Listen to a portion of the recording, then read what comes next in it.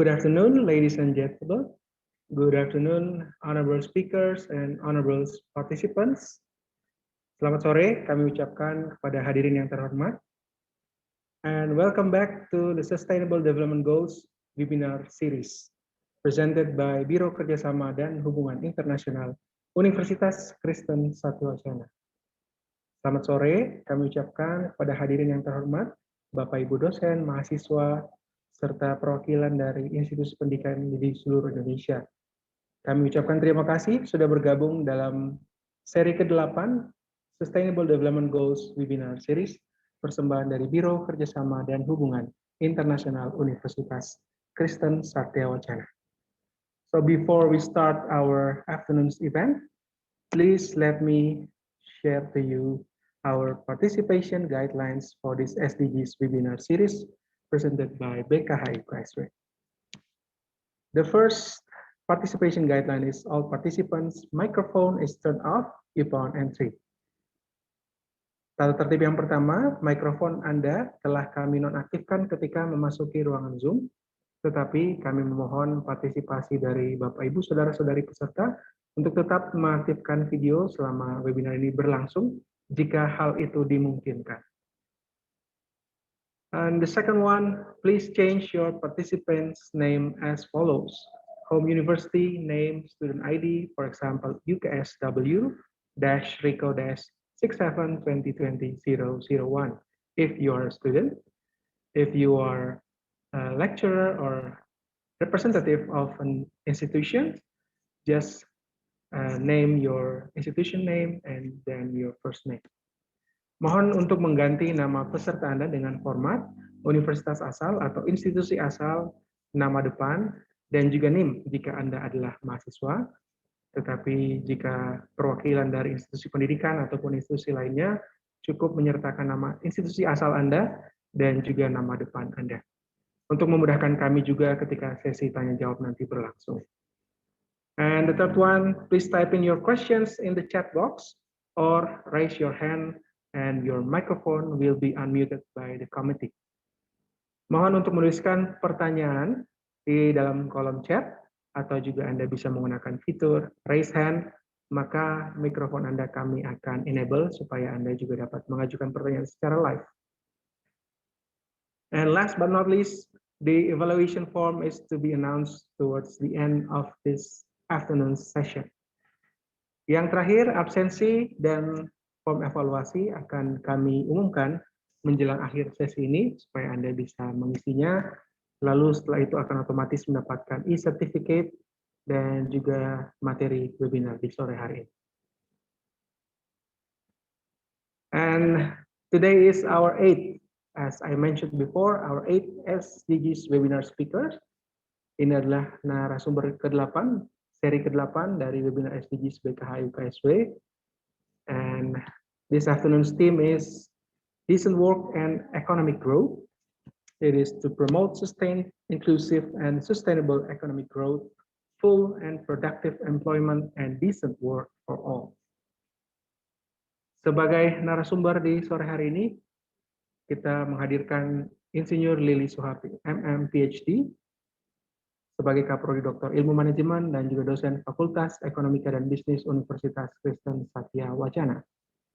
As our 8 speakers, and for this afternoon session, we have Mrs. Lili Suharti, PhD, the head of the Management Doctorate Degree Program and a lecturer at the Faculty of Economics and Business at Universitas Kristen Satya-Wacana. Well, without further ado, let me give the screen directly to Ms. Lili. Bu Lili, the screen is yours. Okay, yeah.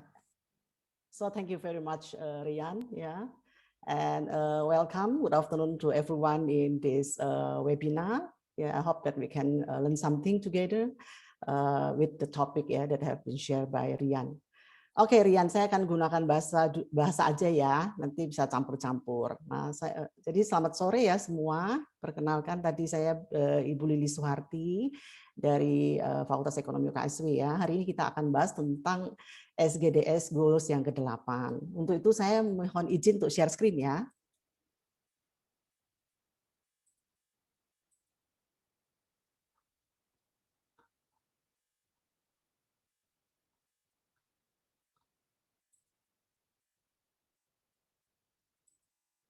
Apakah sudah muncul screen saya, teman-teman?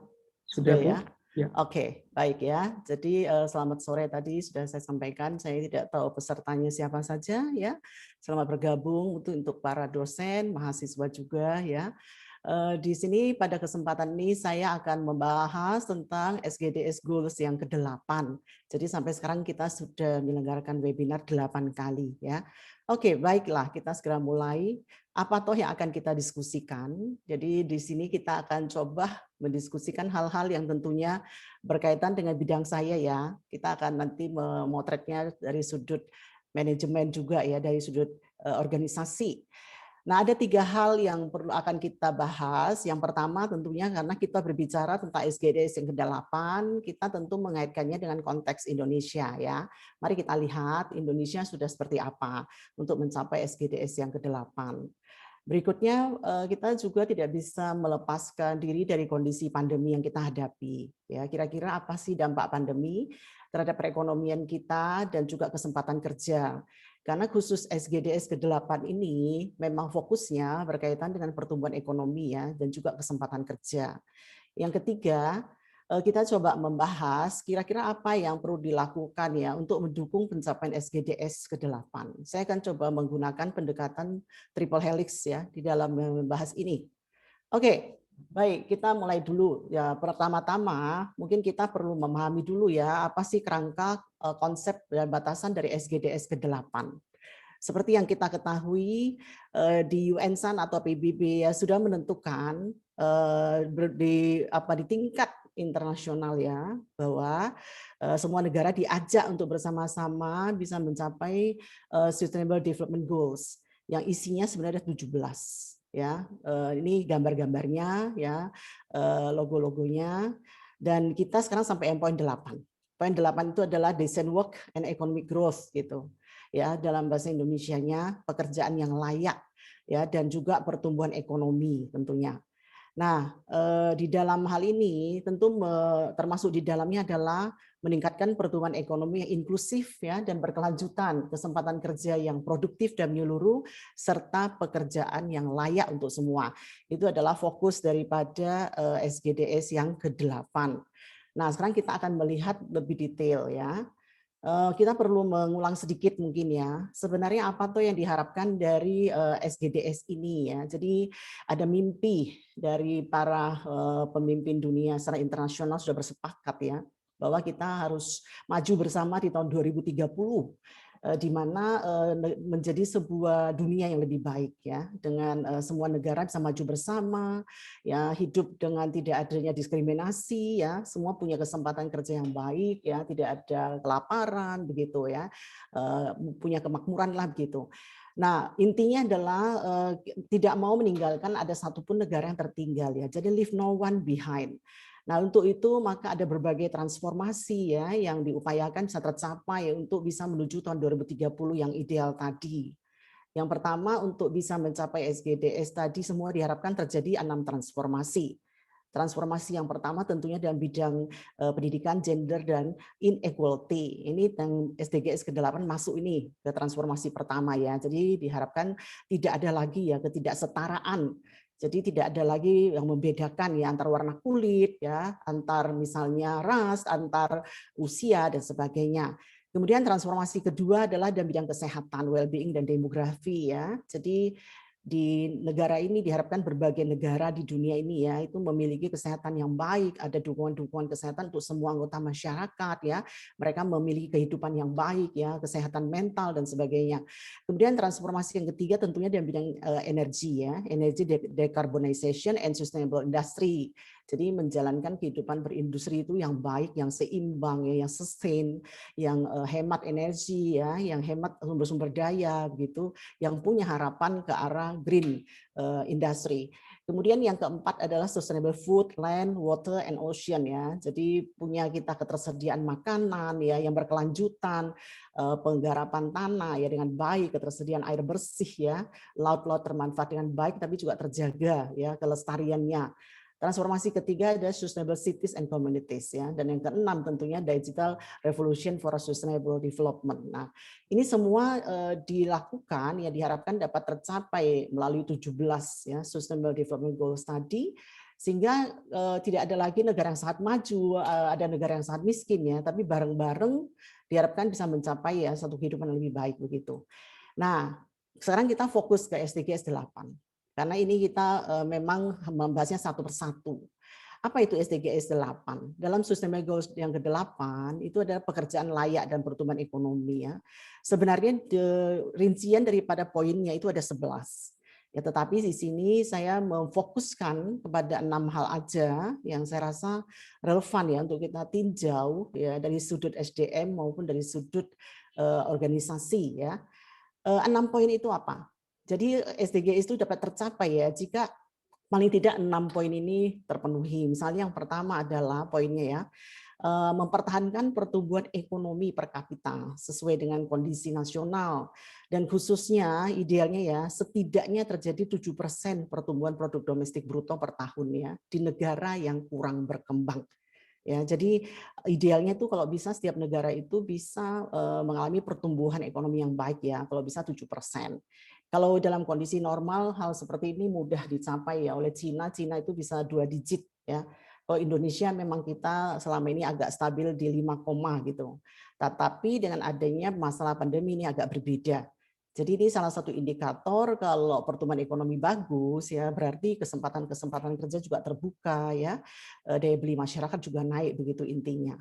Poin kedua ya untuk bisa mencapai SDGs 8 adalah menggalakkan kebijakan pembangunan yang mendukung kegiatan produktif, penciptaan lapangan kerja layak ya, kewirausahaan, kreativitas, yang inovasi gitu dan mendorong pertumbuhan UMKM.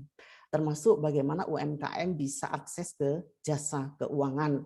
Nah, ini idealnya seperti itu ya. Jadi untuk menuju ke situ tentunya kalau kita mau memberikan pekerjaan yang layak otomatis ya harus banyak muncul pekerjaan-pekerjaan atau kegiatan yang produktif ya. Kewirausahaan harus hidup, berkembang dengan baik ya. Kemudian untuk itu tidak bisa ditutup ya harus didasari dengan adanya kreativitas. Karena kewirausahaan itu tidak mungkin hanya bersifat stagnan ya. Bisa kita lihat sekarang betapa munculnya banyak peluang kerja baru karena kewirausahaan ya. Misalnya dulu kita taunya belajar bimbel itu hanya neutron atau Ganesha Operation gitu ya. Sekarang muncul yang namanya ruang guru misalnya. Jadi itu adalah hasil dari kewirausahaan. Nah, akhirnya muncul banyak peluang kerja baru ya. Di sisi lain juga banyak peluang kerja lain yang juga agak terancam.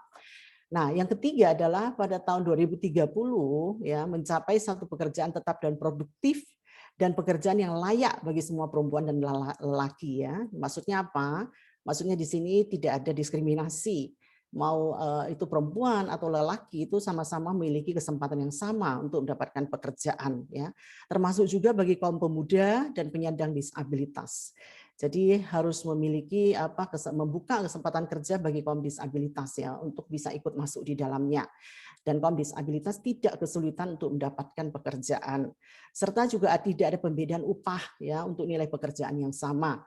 Ya di mana kalau kita lihat saat ini hal itu masih terjadi ya. Jadi banyak kadang-kadang sama-sama bekerja tapi upah yang diterima kaum perempuan lebih sedikit dari kaum lelaki. Nanti saya akan tunjukkan beberapa data. Kemudian poin keempat ya, masih dalam SDGs ini adalah pada tahun 2020 ini udah lewat nih ya, secara substansial mengurangi proporsi usia muda yang tidak bekerja ya dan bahkan yang tidak menempuh pendidikan atau pelatihan. Ini adalah untuk mengurangi penduduk ya, anak-anak muda yang tidak sekolah, mereka yang tidak bisa masuk ke perguruan tinggi ya, mereka yang sama sekali hanya menjadi pekerja-pekerja kasar ya. Nah, diharapkan tahun 2020 ini kaum muda itu sudah mulai semua dapat kesempatan sekolah, juga kesempatan untuk di training begitu ya, sehingga mereka bisa mendapatkan kesempatan lebih besar untuk masuk ke dunia kerja. Kemudian titik 8.5 ya, mengakhiri perbudakan dan penjualan manusia. Ini yang human trafficking ya, yang masih banyak terjadi. Dan tahun 2025 diharapkan tidak ada lagi anak-anak yang berasal di bawah usia masa produktif itu bekerja ya, karena di berbagai negara masih banyak anak-anak untuk mencari nafkah untuk keluarganya. Kemudian poin ke-86 adalah hak-hak daripada karyawan diharapkan terlindungi ya, dan mempromosikan lingkungan kerja yang aman dan sehat ya. Dalam hal ini misalnya contohnya adalah health and safety ya in the workplace. Jadi penerapan K3 yang baik ya dunia kerja, juga memperhatikan nasib kaum migran kalau ada ya, dan mereka yang bekerja di tempat yang berbahaya, yang beresiko, itu harusnya lebih terjamin. Nah, itu kira-kira beberapa hal untuk bisa mendukung tercapainya SDGs yang ke-8. Nah, sekarang kita melihat bagaimana toh posisi ya Indonesia atau capaian di dunia untuk berbagai butir-butir SDGs tadi ya. Kita lihat yang Sustainable Development Goals yang ada sebenarnya secara rutin itu sudah punya yang namanya SDR. Jadi Sustainable Development Report ya. Untuk Sustainable Development Report yang terbaru ada yang tahun 2020. Sebagian sudah mengakomodir tentang adanya pandemi COVID ya. Jadi kita bisa melihat ini ada ya the Sustainable Development Goals and COVID-19. Jadi udah masukkan di situ. Nah, kalau kita lihat secara umum, sebenarnya ini ada sampai 17 goals ya, tapi ini saya hanya ambil yang beberapa aja, nanti saya fokus yang ke-8. Tapi untuk hadirin di sini yang tertarik, Anda bisa download sendiri di internet ya, bisa membaca sendiri. Nah, dari report ini, laporan tentang sustainable development ini ya, ternyata di sini dipilah-pilah nih, ada warna-warnanya ya. Jadi untuk berbagai tujuan ya, ini secara umum, jadi secara internasional ya, secara rata-rata, itu ternyata dalam tahun 2020 yang harusnya diharapkan sudah menuju ke arah yang baik. Karena kan kita mulai SDGs ini mulai tahun 2015 ya. Sebelumnya adalah MDGs kan, yaitu milenial ya, development goals, lalu diganti menjadi SDGs mulai tahun 2015. Sebenarnya pada tahun 2015, 2016, 2017 sampai 2019 ya, sebenarnya semua sudah on the track. Sudah kelihatan kalau mengarah ke sini gitu ya. Tetapi karena ada COVID itu agak melambatkan ya perkembangan capaian-capaian tujuan ini di berbagai negara. Dan kita lihat pada laporan tahun 2020 ya ini diberi warna ini ya. Jadi ada beberapa yang warna hijau. Ya, ini kebetulan di sini yang saya tunjukkan tidak ada ya. Itu mainly positive impact. Jadi walaupun ada pandemi, oke, masihlah punya dampak-dampak yang positif ya. Tapi yang warna orange ya itu mix atau moderately negative impact. Jadi ada sebagian ya yang kena dampak ya, tapi tidak begitu parah. Nah, yang warna merah ya itu adalah highly negative impact. Jadi memang gara-gara dari COVID itu mengakibatkan tujuan itu tidak tercapai ya. Bahkan ada yang menurun ya pertumbuhannya. Kemudian yang yang abu-abu itu adalah unclear impact ya. Nah, ini saya lihat beberapa. Nah, khusus yang SDGs yang ke-8 ya itu warnanya merah. Ya, khusus. Jadi ini berarti pertumbuhan ya daripada capaian ya terhadap tujuan yang ke-8 ini itu kena cukup highly negative impact gara-gara COVID ini ya, yaitu muncul ekonomi krisis ya di berbagai negara. Saya rasa tidak terkecuali ya, termasuk Indonesia, bahkan negara-negara maju pun ya karena kena COVID begitu terjadilah ya hambatan-hambatan terhadap perdagangan-perdagangan ya, yang dulunya produk sudah dibuat nggak bisa dikirim ya, banyak sekali akhirnya terjadi kemunduran. Kemudian terjadi mass unemployment. Jadi banyak sekali pengangguran ya, bahkan banyak sekali PHK gara-gara adanya pandemi ini. Bahkan sebagian perusahaan juga terpaksa tutup ya, muncul yang business closures, bankruptcies begitu ya. Kemudian yang paling terasa adalah sharp declines di dalam bisnis tourism ya. Jadi jasa-jasa tourism, hotel itu hampir banyak yang tutup ya, banyak dijual. Kalau Anda lihat di Bali ya, banyak sekali hotel-hotel kecil yang ditawarkan untuk dijual ya, karena mereka benar-benar tidak bisa hidup dari situ. Nah, ini adalah dampak-dampak kita bisa lihat untuk yang SDG 8 ini nampaknya memang menghadapi satu masalah besar ya dalam pandemi ini. Kemudian kalau kita lihat dalam sudut ranking ya, dalam sudut ranking secara ranking nomor 1 masih negara-negara aman sentosa ya, seperti kita tahu Swedia, Denmark, ya Finlandia, itu memang negara-negara yang memang aman ya. Mungkin COVID juga tidak banyak terjadi di sana gitu ya. New Zealand udah mendeklar kalau mereka sudah 0% kan begitu. Dan itu memang yang masih rankingnya tinggi. Nah, Indonesia bagaimana ini? Indonesia ini di antara 166 negara berada dalam posisi 101 ya. Kalau dalam nilai di sekolah kita dapat 100 bagus ya. Tapi kalau untuk ranking ini sih kurang bagus. Semakin makin besar poinnya bukan semakin baik ya. Tapi kalau dibandingkan tahun lalu kita sebenarnya bergeser satu tahap aja, satu rank aja. Dan kita hanya lebih baik dari negara-negara seperti apa ya? Kita masih kalah dari Filipina ya. Jadi dari Myanmar kayak gitu ya.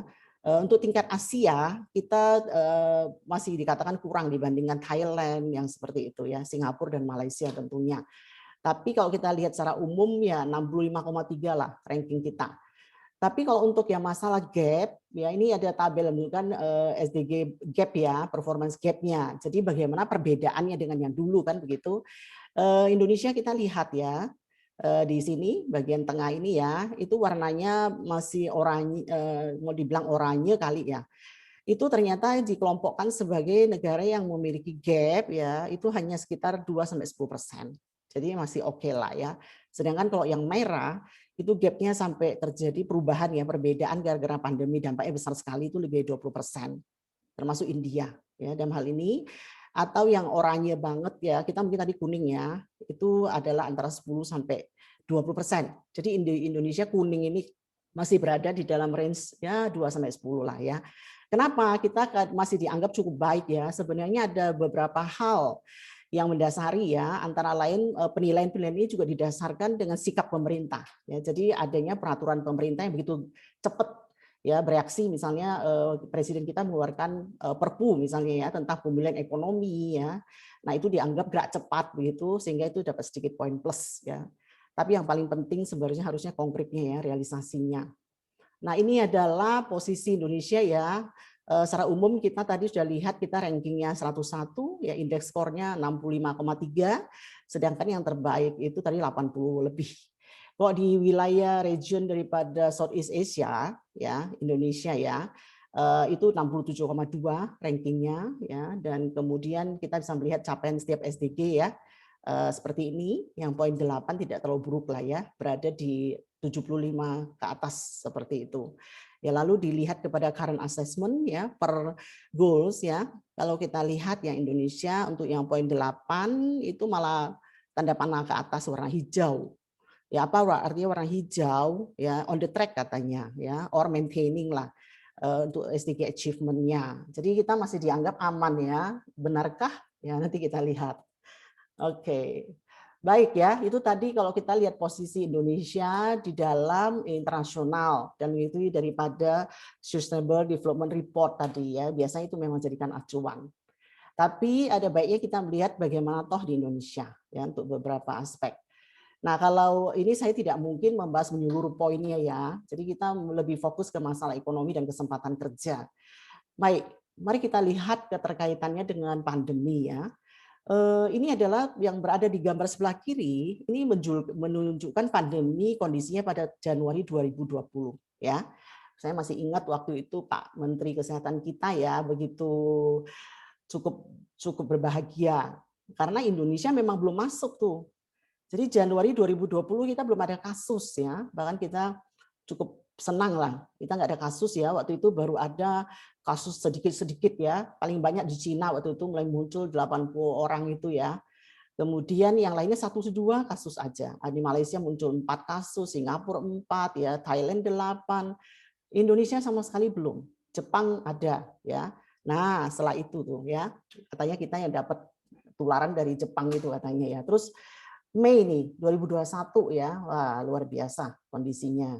Yang di Indonesia aja, ya saya ambil data kalau nggak salah 11 Mei ya, itu terkonfirmasi 1.718 ya Indonesia, meninggal 47.000 orang lebih ya. Jadi luar biasa cepatnya.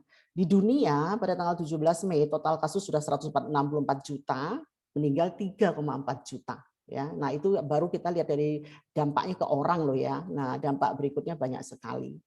Nah, dampak pandemi untuk dunia usaha sebenarnya sangat banyak ya, tapi ini saya ambil aja hasil survei BPS yang Juli 2020 ya. Karena ini berhubungan dengan kesempatan kerja, berhubungan dengan tingkat pertumbuhan ekonomi dan juga berhubungan dengan namanya apa? Kesempatan kerja. Nah, kita lihat bahwa hasil survei ke berapa 35.000 ya kalau nggak salah ya usaha yang merespon sebagai responden itu menyatakan dampak pandemi bagi mereka hampir 9% itu berhenti beroperasi ya sama sekali tutup ya. Kemudian 5,45% beroperasi tapi dengan menerapkan work from home ya, yaitu sebagian pegawai tok yang beroperasi begitu.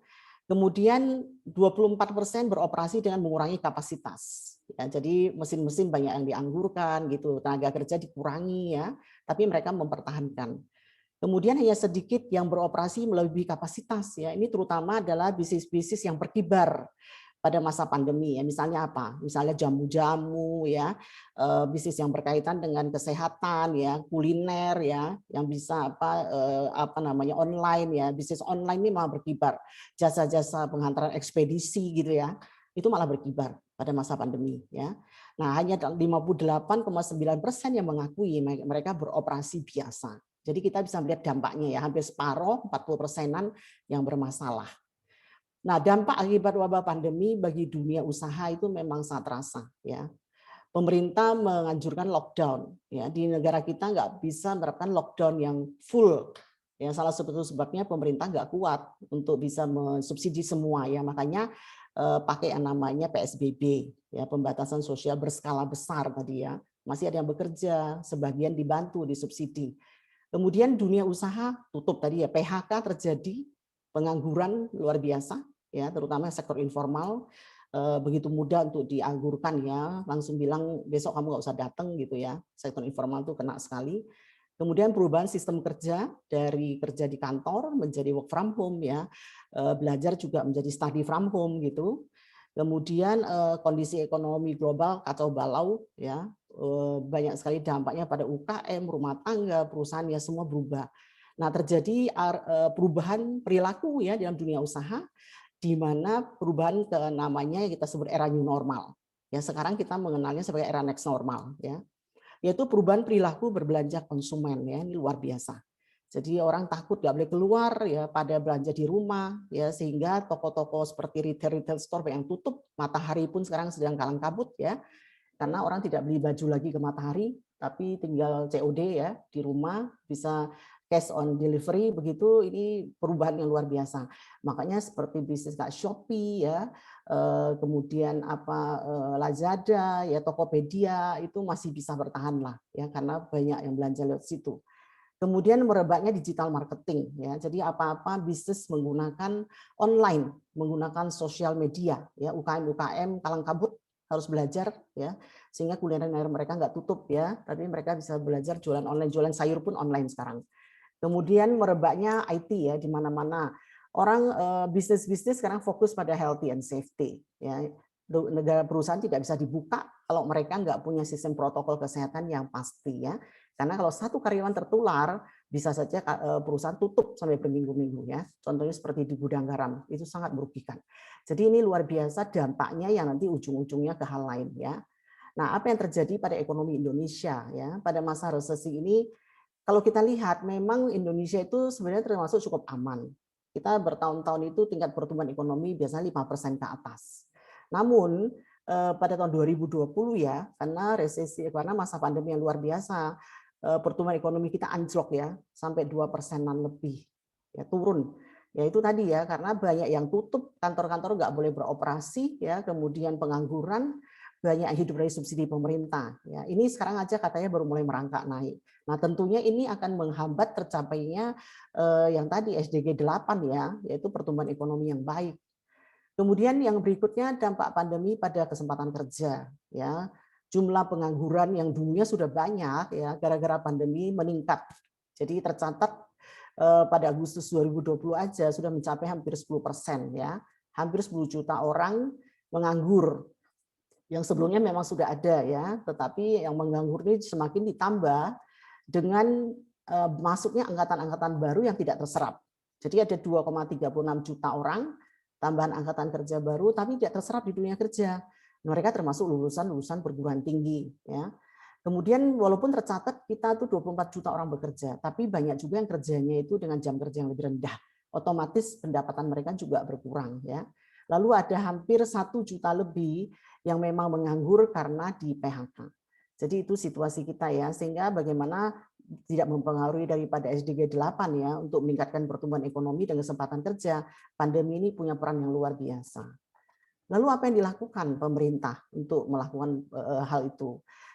Mengapa kita punya skor ya apa yang SDG yang 8 itu cukup baik ya? Ya karena itu sebenarnya banyak ditutup oleh upaya-upaya pemerintah jangka pendek.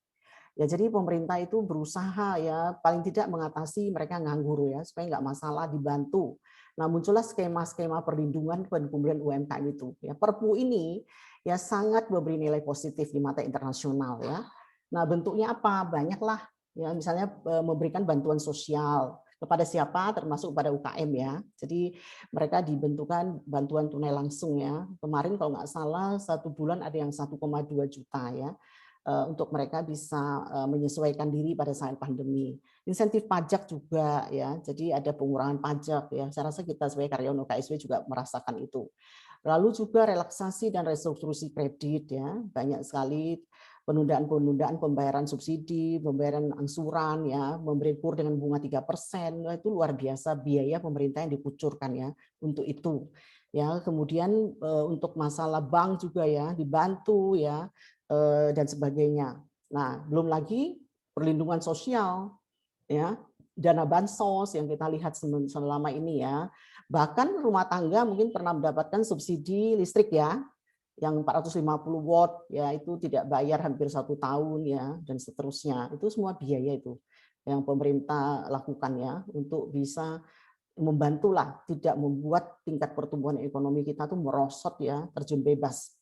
Kemudian juga fokus ke desa ya, bantuan keluarga, ada yang per rumah tangga bisa dapat apa namanya 200.000 ya, bantuan langsung, ada yang sembako ya, dan banyak lagi.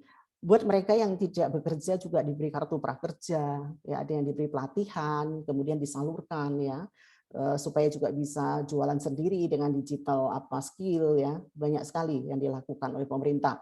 Walaupun kita tahu mungkin juga banyak yang bocor ya. Ini ada subsidi gaji juga ya kepada mereka yang gajinya di bawah 5 juta itu bisa mengajukan untuk dapat subsidi. Jadi itu adalah program-program yang untuk bisa mempertahankan ya permasalahan ekonomi kita, paling tidak kita tidak terjun bebas ya kondisinya dan juga untuk mengatasi mereka yang menganggur sehingga tidak terjadi chaos ya, penjarahan dan seterusnya. Jadi ini cukup besar sekali uang pemerintah keluarkan. Itu kalau kita lihat dari sudut pemerintah. Lalu bagaimana ini sebenarnya soal pekerjaan inklusif ya dan layak. Sebenarnya itu menjadi poin yang sangat penting ya di dalam SDG 8 karena tidak hanya pertumbuhan ekonomi ya, tetapi juga bagaimana kita menciptakan inklusivitas ya di dalam apa lingkungan kerja. Jadi semua layak, semua setara, semua bisa dapat kesempatan yang sama. Nah, bagaimana situasi itu? Ya, tentu itu tidak bisa dilihat dari angka-angka apa rasio-rasio pertumbuhan ekonomi saja ya. Nah, intinya sebenarnya kalau berbicara soal apa inklusivitas ya di tempat kerja, itu sebenarnya sangat dekat hubungannya dengan istilah diskriminasi. Jadi kalau kita lihat ini sebenarnya menganjurkan anti diskriminasi ya, termasuk di dalamnya bullying ya. Jadi jangan sampai ada terjadi diskriminasi ya. Harusnya semua orang itu mendapatkan kesempatan kerja yang sama kan maksudnya begitu. Namun umumnya ada sejumlah diskriminasi yang sering terjadi ya di dalam dunia kerja, misalnya diskriminasi umur. Ya, seperti apa diskriminasi umur? Ya, jadi orang itu masih layak bekerja tapi dengan alasan tertentu dia tidak bisa bekerja ya, misalnya satpam ya. Untuk apa pekerjaan-pekerjaan di Alidaya. Alidaya itu outsourcing ya. Karena mereka menerima permintaan dari pihak-pihak klien ya, seringkali mereka membatasi umur satpam itu hanya 40. Jadi kok 41 udah nggak laku. Nah itu kan sebenarnya diskriminasi. Padahal orang kalau umur 40 itu masih punya biaya besar ya, anak baru SMA, masih mau kuliah ya, biaya dari mana kalau nggak bisa kerja. Nah diskriminasi seperti itu ya sering terjadi.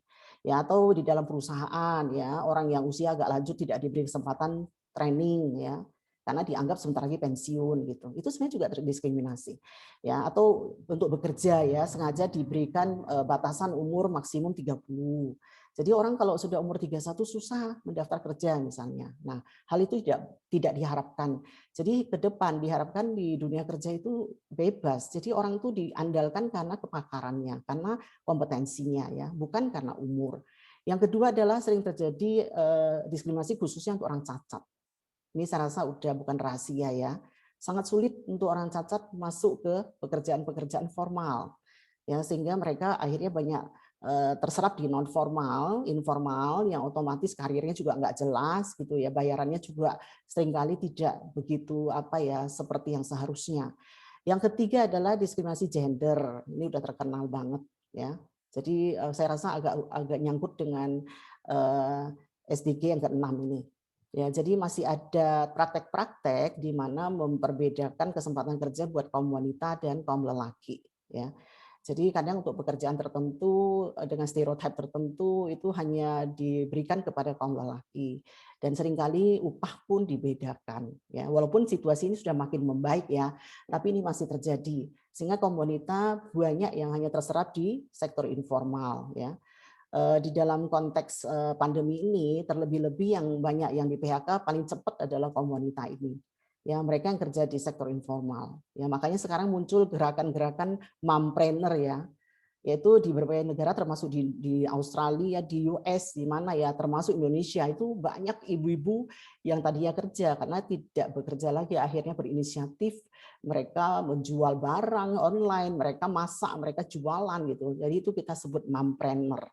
Ya, mereka adalah pahlawan-pahlawan di masa pandemi ini. Yang berikut adalah race based discrimination ya. Jadi sering kita mendiskriminasi orang karena warna kulit ya. Kemudian juga kalau di Indonesia saking banyak ethnic groups ya. Kadang-kadang berbeda etnik ya. Misalnya di perusahaan ini hanya khusus seorang suku ini gitu, sehingga suku lain susah berkembang karirnya. Nah, itu kadang-kadang masih terjadi. Kalau merekrut hanya memprioritaskan suku ini ya. Nah, itu tentu saja tidak adil ya karena orang lain pun punya kemampuan tapi sudah tidak diperhatikan. Berikutnya yang sering terjadi adalah diskriminasi agama. Kalau di dunia publik atau di masyarakat ini sudah bukan rahasia ya. Banyak sekali kita merasakan ketidakadilan itu. Tetapi kalau di dunia kerja itu memang agak berbeda ya. Jadi jangan sampai sebuah perusahaan itu tidak menerima pekerja dengan alasan agama ya, itu tidak boleh. Nah, yang berikutnya yang sering terjadi adalah sexual harassment. Ya, pelecehan seksual, kekerasan seksual itu masih terjadi dan memang korbannya lebih banyak kaum wanita ya. Nah, hal-hal ini dianggap itu tidak mendukung kesetaraan. Ya, jadi inequality. Jadi dengan masih berlakunya diskriminasi seperti ini dan terutama berlaku untuk kelompok minoritas, maka itu mencerminkan dunia ini sebenarnya belum ada keadilan. Jadi inilah menjadi satu tujuan ke depan itu diharapkan semua organisasi ya dunia kerja itu bisa memberikan kesetaraan atau kesempatan kerja yang sama ya. Oke, kita lihat di foto ini juga ya, wanita tuh berjuang itu untuk sistem kerja kontrak yang nggak jelas ya, kemudian tidak boleh cuti melahirkan, nah kayak gitulah ya. Orang memang kerjanya kayak lelaki tapi bayar tetap seperti dibedakan dan seterusnya. Oke, next. Nah, bagaimana dengan diskriminasi tempat kerja ya? Kita ambil contoh aja konkret, ini adalah masalah wanita aja deh ya, pekerjaan. Jadi kita bisa melihat ya, dalam satu data ini memang agak susah ya cari data yang diskriminasi ini. Dan ada data yang pernah studi oleh UI ya, itu menunjukkan bahwa dalam satu pekerjaan ya, ternyata untuk pekerjaan formal itu memang yang lebih banyak terserap kaum lelaki, sedangkan yang masuk ke pekerjaan formal perempuan itu lebih sedikit ya. Nah, untuk pekerja yang bersifat informal, nah yang lebih banyak terserap kaum perempuan ya. Jadi kaum perempuan masih lebih mudah untuk kerja di informal karena tadi untuk masuk ke formal mungkin syaratnya susah ya. Kadang-kadang perempuan sudah nikah, punya anak ya, kadang-kadang juga tidak bisa diterima. Ada juga yang perusahaan mensyaratkan pada saat bekerja tidak boleh hamil ya. Kemudian pada saat melahirkan harus berhenti. Nah, perlakuan-perlakuan seperti itu yang tentu diharapkan tidak akan terjadi ya ke depannya ya, tidak ada pelecehan seksual kayak gitu ya. Nah, itu idealnya ya, bagaimana kita bisa mencapai itu ya. Ini contoh-contoh kasus nih, buruh dilarang hamil ya, banyak ya studi menunjukkan itu bahwa kalau bekerja itu jangan hamil karena ngerepotin gitu. kemudian tidak habis melahirkan tidak mendapatkan tempat untuk memberi ASI ya ke anaknya gitu ya, sehingga akhirnya mereka mengajukan pengunduran diri dengan sukarela kan, karena tidak bisa menyusui anaknya. Nah, ini hal-hal yang sebenarnya tidak diharapkan karena aturan mengenai ruang ASI sebenarnya ada. Ya, tapi tidak semua perusahaan menyediakan itu. Ya, bahkan kalau si burunya si operator atau buruh itu hamil, udah jelas habis melahirkan harus mengundurkan diri ya. Nah, itu sebenarnya tidak boleh. Nah, korban pelecehan seksual kita lihat juga datanya banyak ya. Pelecehan seksual itu tentu tidak hanya bersifat fisik ya, verbal juga tidak diizinkan dilakukan ya. Misalnya pekerja akan merasa tidak nyaman ya kalau selalu mendapatkan perlakuan pelecehan verbal ya, yang nantinya akan membuat tidak nyaman, tidak aman, kemudian tidak produktif ya, akhirnya mereka mengundurkan diri. Jadi memang kelihatan dalam kondisi nyata hal-hal yang diinginkan dalam SDG ke-8 itu ya, yaitu kesetaraan kerja, keamanan kerja ya, bagaimana melindungi kaum minoritas, itu dalam prakteknya masih banyak kasus-kasus yang terjadi. Ini adalah data tentang disabilitas ya. Disabilitas seperti yang kita ketahui dalam dunia kerja itu dibagi menjadi dua. Yang pertama adalah disabilitas berat. Disabilitas berat itu seorang penderita cacat ini dia nggak bisa mandiri. Ya, dia harus dibantu ya, mungkin untuk berjalan ya, untuk hal lain dia harus dibantu. Kalau yang mandiri itu disabilitas ringan, yaitu dia bisa pakai kursi roda sendiri, mandiri, ditinggal bisa ya, atau mungkin buta tapi dia bisa jalan, dia bisa baca braille gitu. Nah, ada dua kelompok itu ya. Nah, data menunjukkan tahun 2017 aja yang bisa terserap di pekerja formal itu ya yang disabilitas berat ya susah. Ya, mereka lebih banyak bekerja di non formal ya. Misalnya tunanetra yang parah ya, mungkin mereka buka untuk pijit gitu.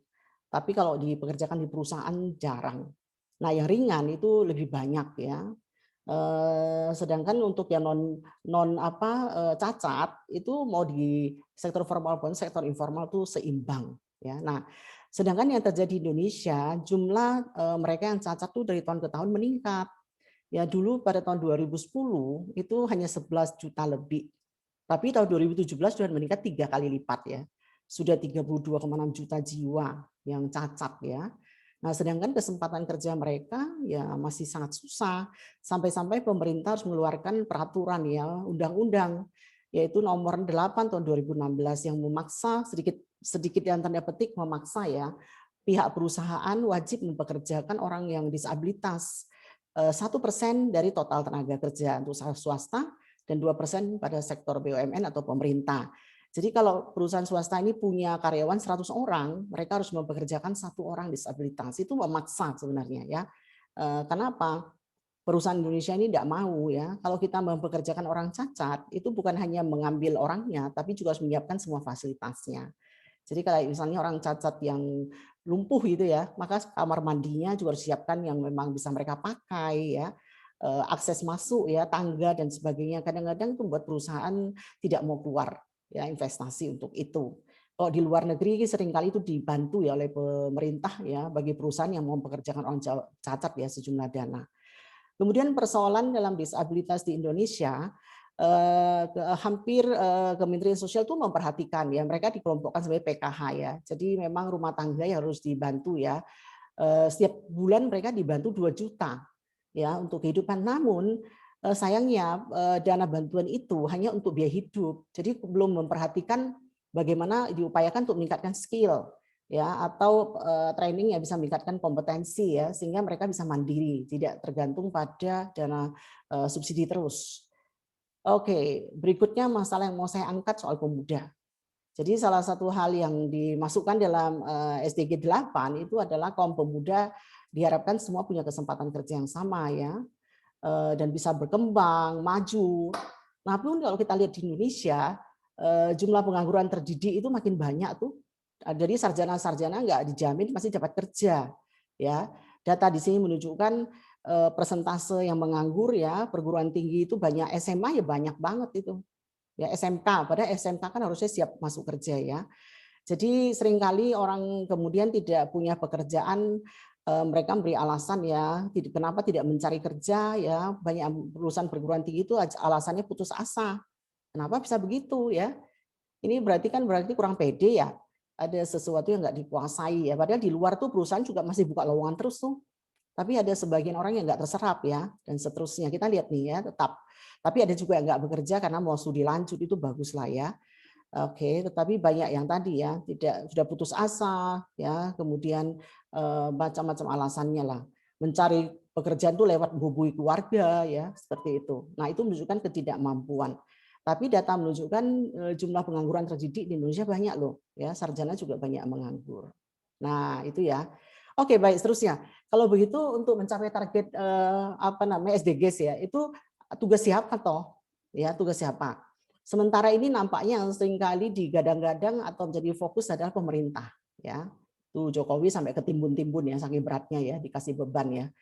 Betulkah itu tugas pemerintah? Ya, atau mungkin tugas dunia usaha juga. Ya, kemudian juga mungkin peran universitas lah, pegang peranan juga ya. Lalu kemudian individu.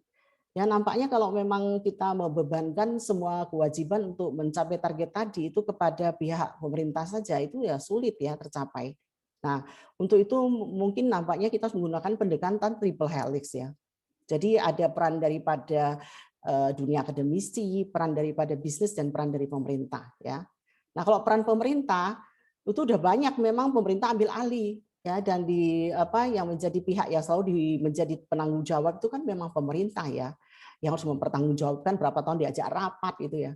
Nah, pemerintah pasti punya berbagai langkah ya, seperti untuk menangani masalah pandemi ini aja kita sudah banyak ya langkah kebijakannya apa gitu ya, baik pemberian insentif pajak, refocusing, realokasi itu ada ya melalui Bappenas ya, disusun berbagai rencana tadi ya, ada langkah sisi moneter juga ya, mengatur suku perbankan ya dan sebagainya, pajak seperti apa gitu.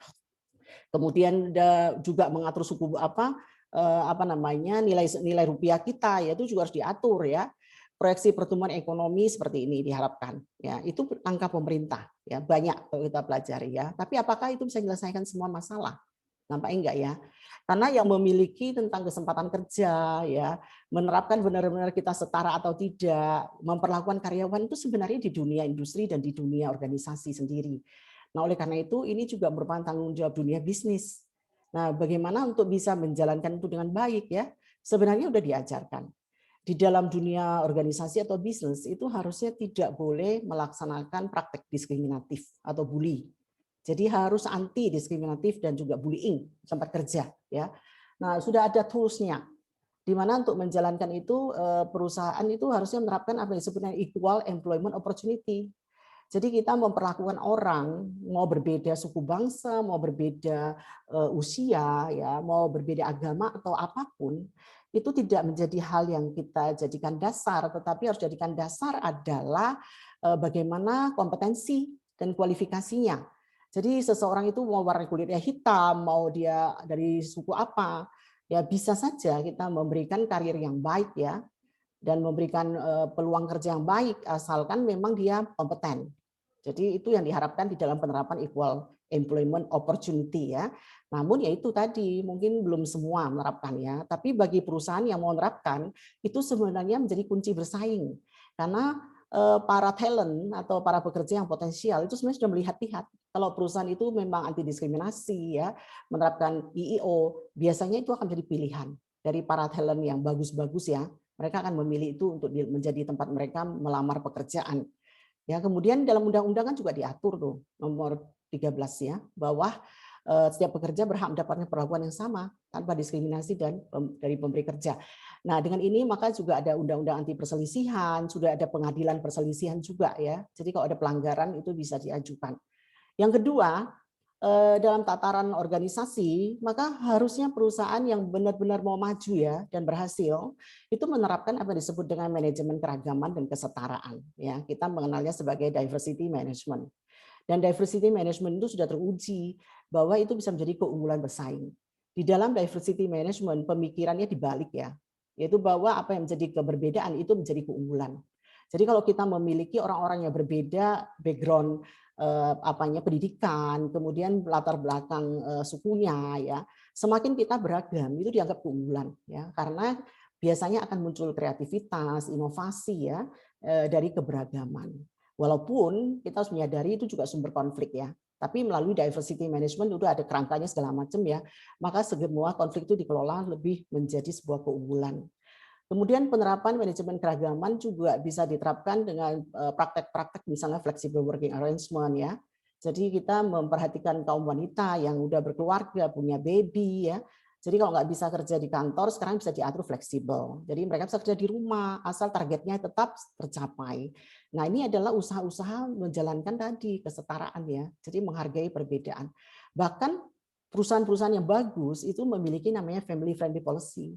Jadi mereka mengatur dengan sedemikian rupa aturan-aturan yang bisa mendukung anak perusahaan karyawannya ya. Misalnya ada aturan kalau wisuda itu orang yang menjadi orang tua itu boleh izin itu ya. Anak kalau sakit itu orang tua bisa meninggalkan pekerjaannya ya, tetapi nanti bisa diselesaikan ya. Kemudian kalau misalnya melahirkan boleh cuti berapa bulan ya dan seterusnya.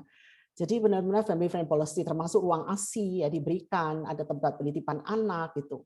Nah, ini benar-benar adalah upaya yang menurut saya untuk mencapai ya kesetaraan tadi, bukan kita tuntut di pihak pemerintah, tapi praktek konkret yang harus dilakukan di pihak tataran organisasi. Ya. Kemudian yang berikutnya adalah di manajemen, kita mengenal istilah organization sustainability. Jadi untuk bisa menjaga segala macam tadi ya keseimbangan, pertumbuhan ekonomi yang harmonis ya, perusahaan harusnya menerapkan yang konsep-konsep organisasi sustainability ya, di mana di dalamnya misalnya dalam kita menjalankan praktek bisnis harus menjaga keseimbangan 3 hal ya, lingkungan, sosial, dan ekonomi. Menerapkan CSR ya, memperhatikan tentang kelestarian planet, people, bagaimana kepentingan masyarakat, dan juga tetap harus berprofit tentunya. Itu sama dengan prinsip sustainable organization. Dan kemudian yang menerapkan namanya GCG, good corporate organization, good corporate governance ya, transparan, accountable, responsibility, ada independent, fairness. Nah, selama ini diterapkan, otomatis kita nggak akan bisa mendiskriminasi orang. Ya, karena kita harus berlaku fair. Mau dia perempuan, mau dia laki ya. Kita menghitung semua kompensasi by merit, ya, by performance gitu. Jadi sebenarnya apa yang diterapkan kan baik ya, berbagai hal di organisasi benar-benar menerapkan manajemen yang baik ya. Itu sebenarnya mendukung terjadinya tadi ya, bisa mencapai SDG yang ke-8 tadi kesetaraan. Nah, ini ya kira-kira ada sustainability framework ya yang harus diterapkan oleh organisasi. 3 hal harus ada dalam pemikiran, yaitu harus ada keseimbangan environmental. Waktu kita mengerjakan sebuah proyek bisnis, ya kita juga harus memikirkan apakah itu akan harm ya the environment, akan memberikan enggak dampak negatif. Ya, jangan sampai. Jadi kita harus memikirkan untuk ngambil air pun nggak boleh sembarangan ya, mengebor mengambil batu bara pun nggak bisa sembarangan, harus mikirkan kelestarian. Tanggung jawab pada sosial ya, bagaimana kita harus juga adil ya, memberi kesempatan kerja yang sama. Secara ekonomi kita harus untung, jangan sampai kita nggak untung sehingga nggak bisa kita berkembang atau hidup ya. Dan segala itu harus diterjemahkan ke dalam nilai-nilai budaya ya yang kita jadikan itu kebiasaan untuk diterapkan. Nah, ini adalah suatu bentuk daripada organisasi sustainability yang lengkap ya. Bisa kita lihat ya. Kalau kita mau mencapai yang namanya tadi Sustainable Development Goals ya, semuanya itu nggak bisa jalan pintas. Jadi memang memerlukan berbagai pihak ya. Jadi harus ada external environment, internal berbuat apa ya, dampaknya kepada pihak luar juga ikut serta.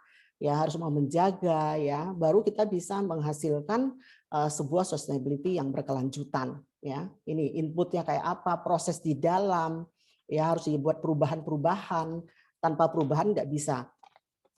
Ya, misalnya ada R&D, ada kegiatan kita melakukan operasional ya dan production ya nggak mungkin sembarangan, harus punya SOP yang benar. Kemudian ada governance ya.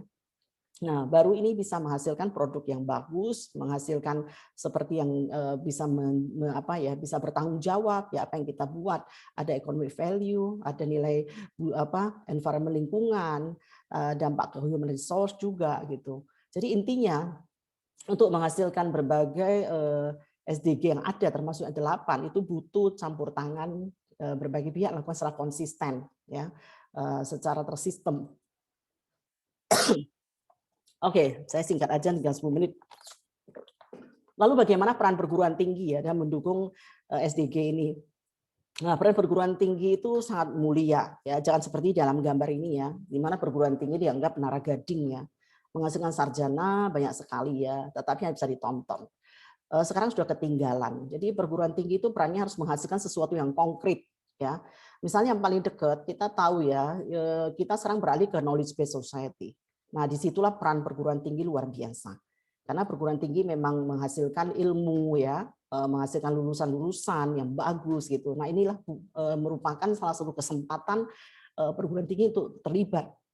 Jadi harus menghasilkan lulusan yang siap kerja, lulusan yang berwawasan global, yang bisa bersaing tingkat global. Ya, kemudian melaksanakan berbagai kegiatan pengabdian masyarakat, tapi yang konkret, ya, bukan hanya secara tataran konsep gitu ya, tetapi benar-benar bisa menyelesaikan berbagai permasalahan nyata di masyarakat.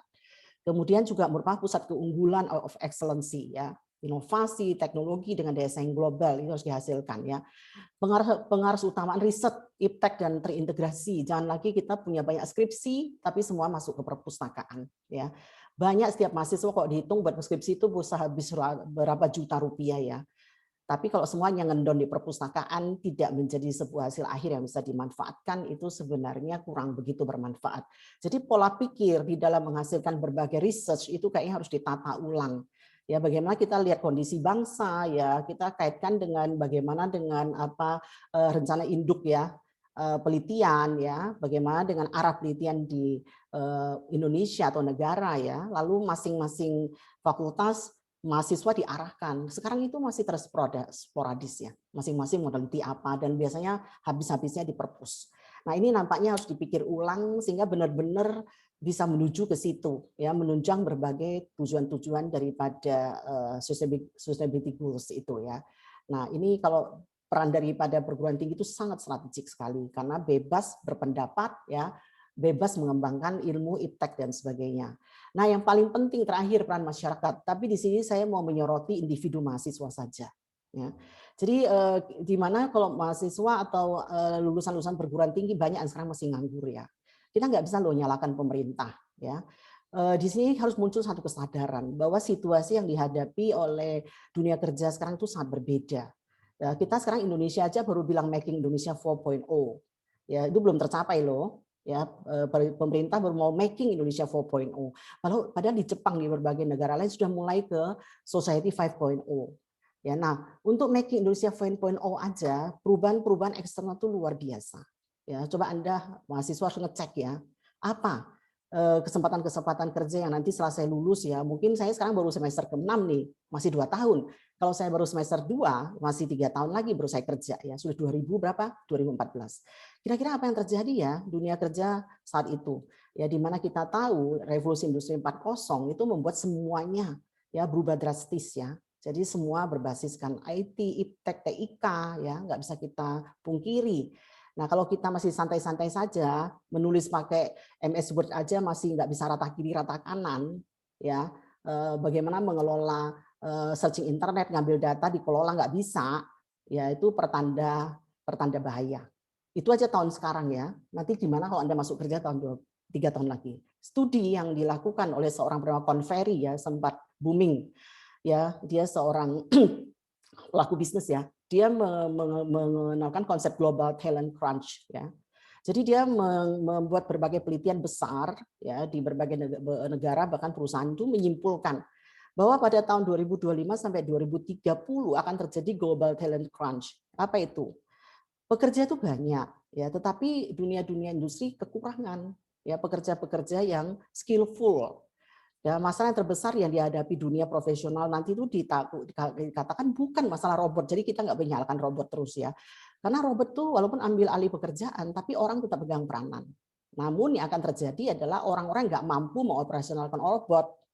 Yaitu mereka yang kurang terampil ya. SDM itu nanti nggak kurang terampil. Belajarnya konsep buku lama, hal-hal yang masih orientasi tahun 2000-an gitu ya. Padahal dunia kerja itu luar biasa. Ya, perubahan-perubahannya ya, semua pakai IoT gitu. Nah, kalau cara berpikir mahasiswa, cara belajarnya masih santai, setiap kali kuliah baru datang buka ikut Zoom gitu ya, 2 jam selesai terus tidur lagi. Ya susah gitu. Karena 2025 ini aja diduga, diperkirakan 2030 85 juta pekerjaan tak dapat terisi. Bukan karena nggak ada orang loh, karena kurangnya SDM terampil. Diperkirakan ya nanti di Rusia yang begitu maju ya kurang 6 juta, Cina itu akan 2 kali lipat ya kekurangan orang yang terampil ya, USA dan Indonesia juga disebut-sebut di situ ya. Jepang, Indonesia, Brasil katanya akan kurang 18 juta skill workers. Padahal kita itu cuma penduduknya banyak banget loh ya. Nah dugaannya apa? Yaitu banyak orang yang ada tapi nggak siap kerja. Ya, sehingga perusahaan butuh yang gerak cepat, yang lari cepat ya. Jadi nggak keterima nih mereka-mereka yang nggak bisa ngikutin gitu. Nah ini warning buat kaum muda. Jadi mari ya untuk mencapai kesetaraan, dapat kesempatan kerja, you harus bersiapkan diri juga. Nah, bagaimana dong? Ya, janganlah you jadi job seeker terus. Cobalah pikir jadi job creator ya. Itu salah satu. Karena kita untuk maju ya, Indonesia ini diperkirakan hanya bisa maju kalau bisa meningkatkan jumlah perusahaan. Dan itu sangat tergantung anak muda yang sangat kreatif banget ya. Jadi sekarang itu adalah banyak masanya anak muda. Ya, you lihat tuh yang memunculkan ide bisnis tentang Gojek siapa?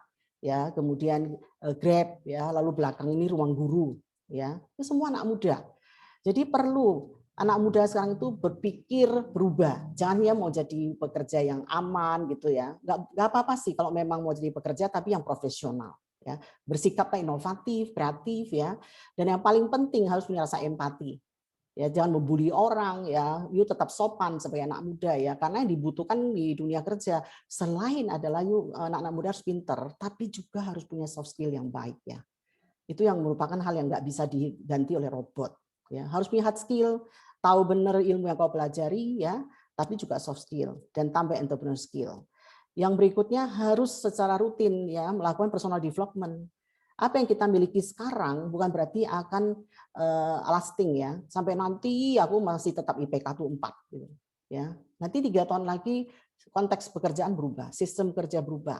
Jadi kita harus banyak melakukan namanya self learning ya, long life learning ya. Jadi investasilah, upskilling lah, reskilling. Ya, jadi kalau udah lulus pun ya harus banyak meningkatkan skill kita ya, ikut training, ya ikut berbagai pelatihan, ya baca-baca, ya reskilling gitu. Sekarang pun selama bermahasiswa jangan hanya puas ya dengan apa yang ada. Nah, seringkali kenapa sih orang nggak bisa kerja karena dia tidak ready when opportunity comes. Lowongan kerja dibuka tapi waktu lamar kepental.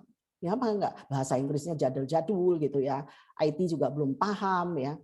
Nah, jadi oleh karena itu you buat dirimu ready ya. Jadi harus menyiapkan diri kita. Kejam ya dunia kerja sekarang. Kalau kamu bisa masuk ke situ dan jelas karirnya akan segera bagus ya. Perusahaan sekarang sangat menuntut performance. Jadilah skillful talent ya. Nah, ini berbagai keahlian yang nampaknya cocok untuk next normal ya. Nah, usahakanlah untuk nambah itu, tidak selalu ada di ruang kelas, tidak selalu ada di mata kuliah ya.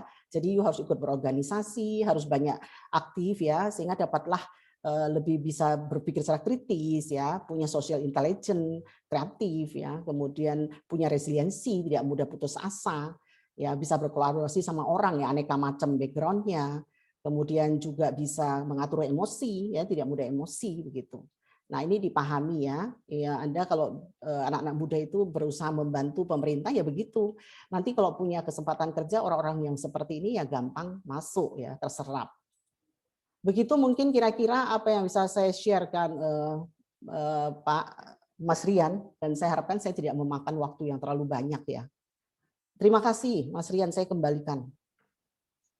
Baik, we'll have a round of applause to Bu Lili Soeharti. Kita berikan tepuk tangan secara virtual kepada Bu Lili lewat kolom reactions ya. Bapak Ibu Saudara bisa memilih icon clap hands.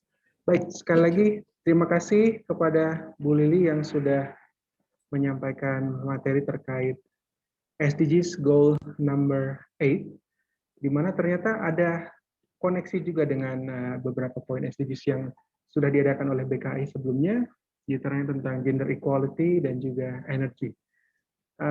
Kita akan langsung ke sesi tanya jawab ya Bu ya. Monggo. Ya. Baik. Kami mengundang kepada seluruh Bapak Ibu peserta untuk bisa mengajukan pertanyaan dengan langsung menuliskannya di dalam kolom chat. Kami undang sekali lagi kepada Bapak Ibu peserta untuk dapat menyampaikan pertanyaannya lewat kolom chat. atau juga bisa langsung mengajukan pertanyaan kepada Bu Lili dengan mengklik tombol reactions, lalu klik raise hand. Ketika Bapak, Ibu, Saudara-saudari mengajukan pertanyaan dan mengklik tombol raise hand, kami akan mengizinkan agar mikrofonnya bisa di-unmute sehingga bisa bertanya secara live kepada Bu Lili di sore hari ini. Tadi saya sudah sengaja cepat-cepat ya, karena saya berpikir 50 menit tuh tanya jawab ya. Ya, baik. Ya, kalau pesertanya mahasiswa, saya pikir banyak ya yang bisa ditanyakan. Ya, betul, Bu.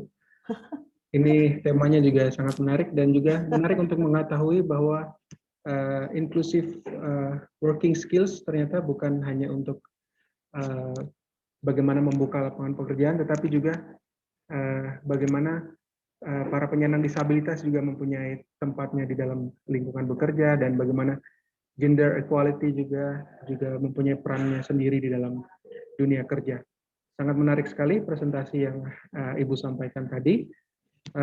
Untuk itu kami mengundang kepada Bapak, Ibu, Saudara-saudari peserta untuk bisa mengajukan pertanyaan langsung terkait SDGs goal yang ke-8 ini, yaitu tentang decent work and economic growth.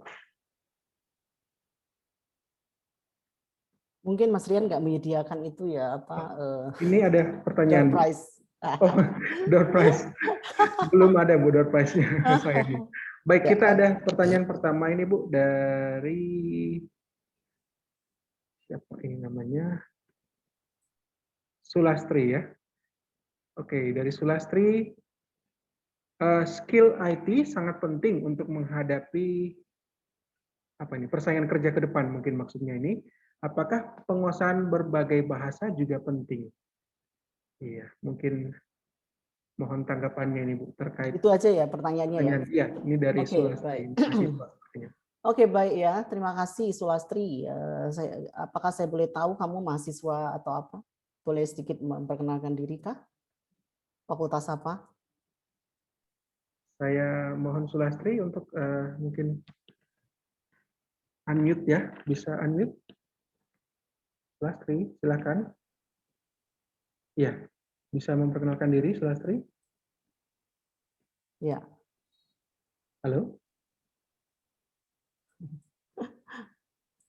Ya, oke, baiklah. Ya, mungkin ada masalah dengan teknologinya, mic-nya kali ya. Begini ya, Mbak Sulastri ya, saya asumsikan kamu mahasiswa, soalnya kalau dosen kan kurang mahasiswa, pas. Bu. Mahasiswa, Bu. Oke, makasih untuk pertanyaannya ya.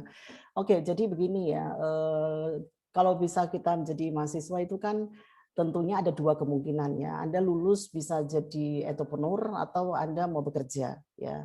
Nah, di dalam kita menjalani pekerjaan kita, mau kita sebagai entrepreneur atau sebagai pekerja, ini kan dunia ini kan sudah merupakan satu dunia global ya. Jadi kita bisa berhadapan dengan berbagai jenis customer, bahkan kalau kita bekerja udah jelas lah ya. Mungkin kita bisa bekerja dalam workplace yang diversity, di mana banyak teman-teman kerja kita mungkin dari berbagai macam background ya, nationality. Ya, nah untuk itu ya penguasaan berbagai bahasa baik juga, namun kita juga cermat ya, bahasa apa yang kira-kira memang relevan, karena belajar berbagai bahasa juga nggak mudah ya. Kalau memang sudah beruntung punya berbagai bahasa itu syukur ya. Tapi kalau kita memang sengaja mau mempersenjatai diri dengan kita bahasa, kita harus pilih bahasa apa. Yang paling penting menurut saya masih menjadi bahasa internasional ya Inggris. Ya, salah satu yang harus dimiliki, dan itu bukan sesuatu lagi yang luar biasa atau extraordinary ya. Ya, if a student that have fluent in English ya, saya rasa itu sudah merupakan basic requirements ya. Jadi itu bukan sesuatu yang extraordinary ya. Jadi kalau kita bisa berbahasa Inggris itu kita lebih mudah ya, mau berurusan dengan orang-orang yang asing, misalnya kita di multinational corporation ya, pasti akan lebih mudah dan kita akan lebih diperhatikan. Saya punya bukti nyata ya, di Fakultas Ekonomi kami punya program namanya ICMAP. ICMAP itu adalah program khusus untuk bahasa Inggris ya, untuk mahasiswa program studi akuntansi dan manajemen. Ya, mereka memang bayar ekstra. Dan di dalam mengajar kita semua pakai bahasa Inggris ya, semua tugas bahasa Inggris. Dan saya bisa memberikan satu kesaksian, anak-anak kami yang lulus ya dari ICMAP itu sekarang kerjaannya luar biasa. Ya, ada yang diterima di Astra, ya artinya dia bisa bersaing dengan lulusan UI dan segala macam ya. Karena menurut saya karena mereka cukup terkesan dengan bahasa Inggrisnya saat wawancara. Ya, kemudian beberapa juga bekerjanya cukup bagus di dapat kepercayaan dan kalau ada tamu asing mereka sering seru maju ya. Jadi kalau punya bahasa Inggris menurut saya itu adalah value added ya buat kalian ya. Sehingga untuk itu ya selama bisa ya diupayakan dan harusnya students itu tidak ada yang tidak bisa bahasa Inggris. Why? Karena sejak mulai kita SD, SMP, SMA kan diajari tuh. Ya bahkan di di kuliah kan juga dapat bahasa Inggris, tapi kita kok cenderung masih pasif ya, kemudian nggak bisa menggunakannya. Nah, tinggal tambah selangkah lah. Ya mungkin harus sedikit les juga, wajib ya, sama mungkin otodidak ya. Jadi perlu sekali Mbak Luslastri ya, buat mereka yang punya kemahiran berbahasa Inggris itu lebih pede, lebih banyak peluang ya untuk sekarang presentation saya lihat di kantor-kantor ya berbahasa Inggris. Ya dan anak-anak muda bisa berbahasa Inggris di Jakarta itu ya di kantor-kantor itu something yang common ya kita temukan gitu. Jadi berbahasa Inggris lah. Dan kalau kita bisa berbahasa asing ini, jangan melamar kerja aja di Indonesia. Itu salah persepsi ya kebanyakan ya. Kita seperti hanya merebut kesempatan kerja di Indonesia ya. Kamu punya kesempatan besar untuk bisa melamar sampai di ASEAN ya atau sampai di luar negeri ya. Karena di luar negeri seperti di Singapura ya, berbagai negara lain yang maju, mereka malah kekurangan tenaga kerja ya. Tapi ya tentu bisa diterima kalau bisa berbahasa Inggris gitu ya, menguasai bidangmu dengan baik. And then wawancara pun sekarang nggak pakai harus ke sana ya, sudah menggunakan bisa Skype ya, Skype atau dengan cara-cara sekarang menggunakan sistem online ya. Jadi fokus berpikirnya harus dibuka ya, jangan selalu berorientasi domestik. Tetapi kita juga punya kesempatan untuk bisa bersaing secara global ya. Begitu ya. Nah, salah satu kuncinya menurut saya ya bisa berbahasa Inggris ya. Dan kalau mempunyai rezeki bisa nambah bahasa yang lain ya monggo, kita bisa melihat kecenderungan apa, aku pengen masuk ke bisnis apa, pengen kerja di apa. Kalau memang senang kerja dengan perusahaan Korea ya yuk coba harus bisa bahasa Korea kan begitu. Ya, kalau pengen masuk ke perusahaan-perusahaan Cina karena mereka makin berkembang ya, ya tentu dengan berbahasa Cina akan bisa diterima ya. Jadi itu ekstra poin loh kalau bisa berbahasa asing ya. Dan saya harap mahasiswa UKSW harusnya begitu. Ya harus berusaha meningkatkan kemampuan dirinya sehingga punya daya saingnya. Mungkin begitu ya Mbak Sulastri jawabannya ya. Baik, terima kasih untuk tanggapannya Bu Lili. Mungkin kita lanjutkan ke pertanyaan selanjutnya. Apakah ada pertanyaan lain dari Bapak Ibu peserta, saudara-saudari peserta sekalian? Dapat mengajukannya lewat kolom chat atau juga bisa menggunakan fitur raise hand. Kami akan izinkan untuk mikrofonnya bisa di-unmute sehingga bisa menanyakan pertanyaannya langsung kepada Bu Lili. Iya. Sebenarnya kasus-kasus bullying segala macam itu menarik loh untuk kita diskusikan ya. Ya, betul. Apakah mahasiswa pernah merasakan ya, melihat gitu ya, teman-teman dibully seperti apa toh yang harusnya nggak boleh ya, dampaknya apa gitu. Ya sebenarnya banyak sekali yang menarik ya. Pernah nggak Anda juga merasa didiskriminasi? Ya, apakah mendiskriminasi itu boleh? Gimana menghindarinya? Sebagai individu kita harusnya punya satu hal yang bisa mendorong itu tidak terjadi. Jadi kita bisa berusaha meningkatkan kita punya self resiliency, self confidence ya, sehingga orang tidak membuli kita gitu. Banyak hal. Ya disinilah juga menunjukkan keinginan untuk mahasiswa menambah pengetahuannya. Karena ini keinginan personal development itu salah satunya nambah pengetahuan dan berdiskusi, berani untuk berdiskusi. Monggo silakan ya, jangan khawatir. Baik, ini ada yang raise hand Bu, saya akan coba untuk minta unmute. Silakan Yosua, ini Bapak mungkin Yosua Prasetya. Silakan. Iya, selamat siang buat semuanya. Selamat sore Bu Leli. Yang saya mau tanyakan hampir sama yang disampaikan Ibu tadi. Jadi kan kalau kita ngomong diskriminasi terkait disabilitas itu panjang nih kalau kita ngomong soal itu, ketersiapan pemerintah, ketersiapan pemberi usaha terhadap terhadap disabilitas itu masih dirasa sangat kurang gitu. Nah, ada fenomena lain di mana kadang tuh disabilitas malah justru kalau di Indonesia sering dibully gitu Bu istilahnya. Dianggap memiliki sesuatu yang kurang, dianggap sesuatu yang beda dengan yang lain, malah dia justru dibully, bahkan dia jadi down mentalnya.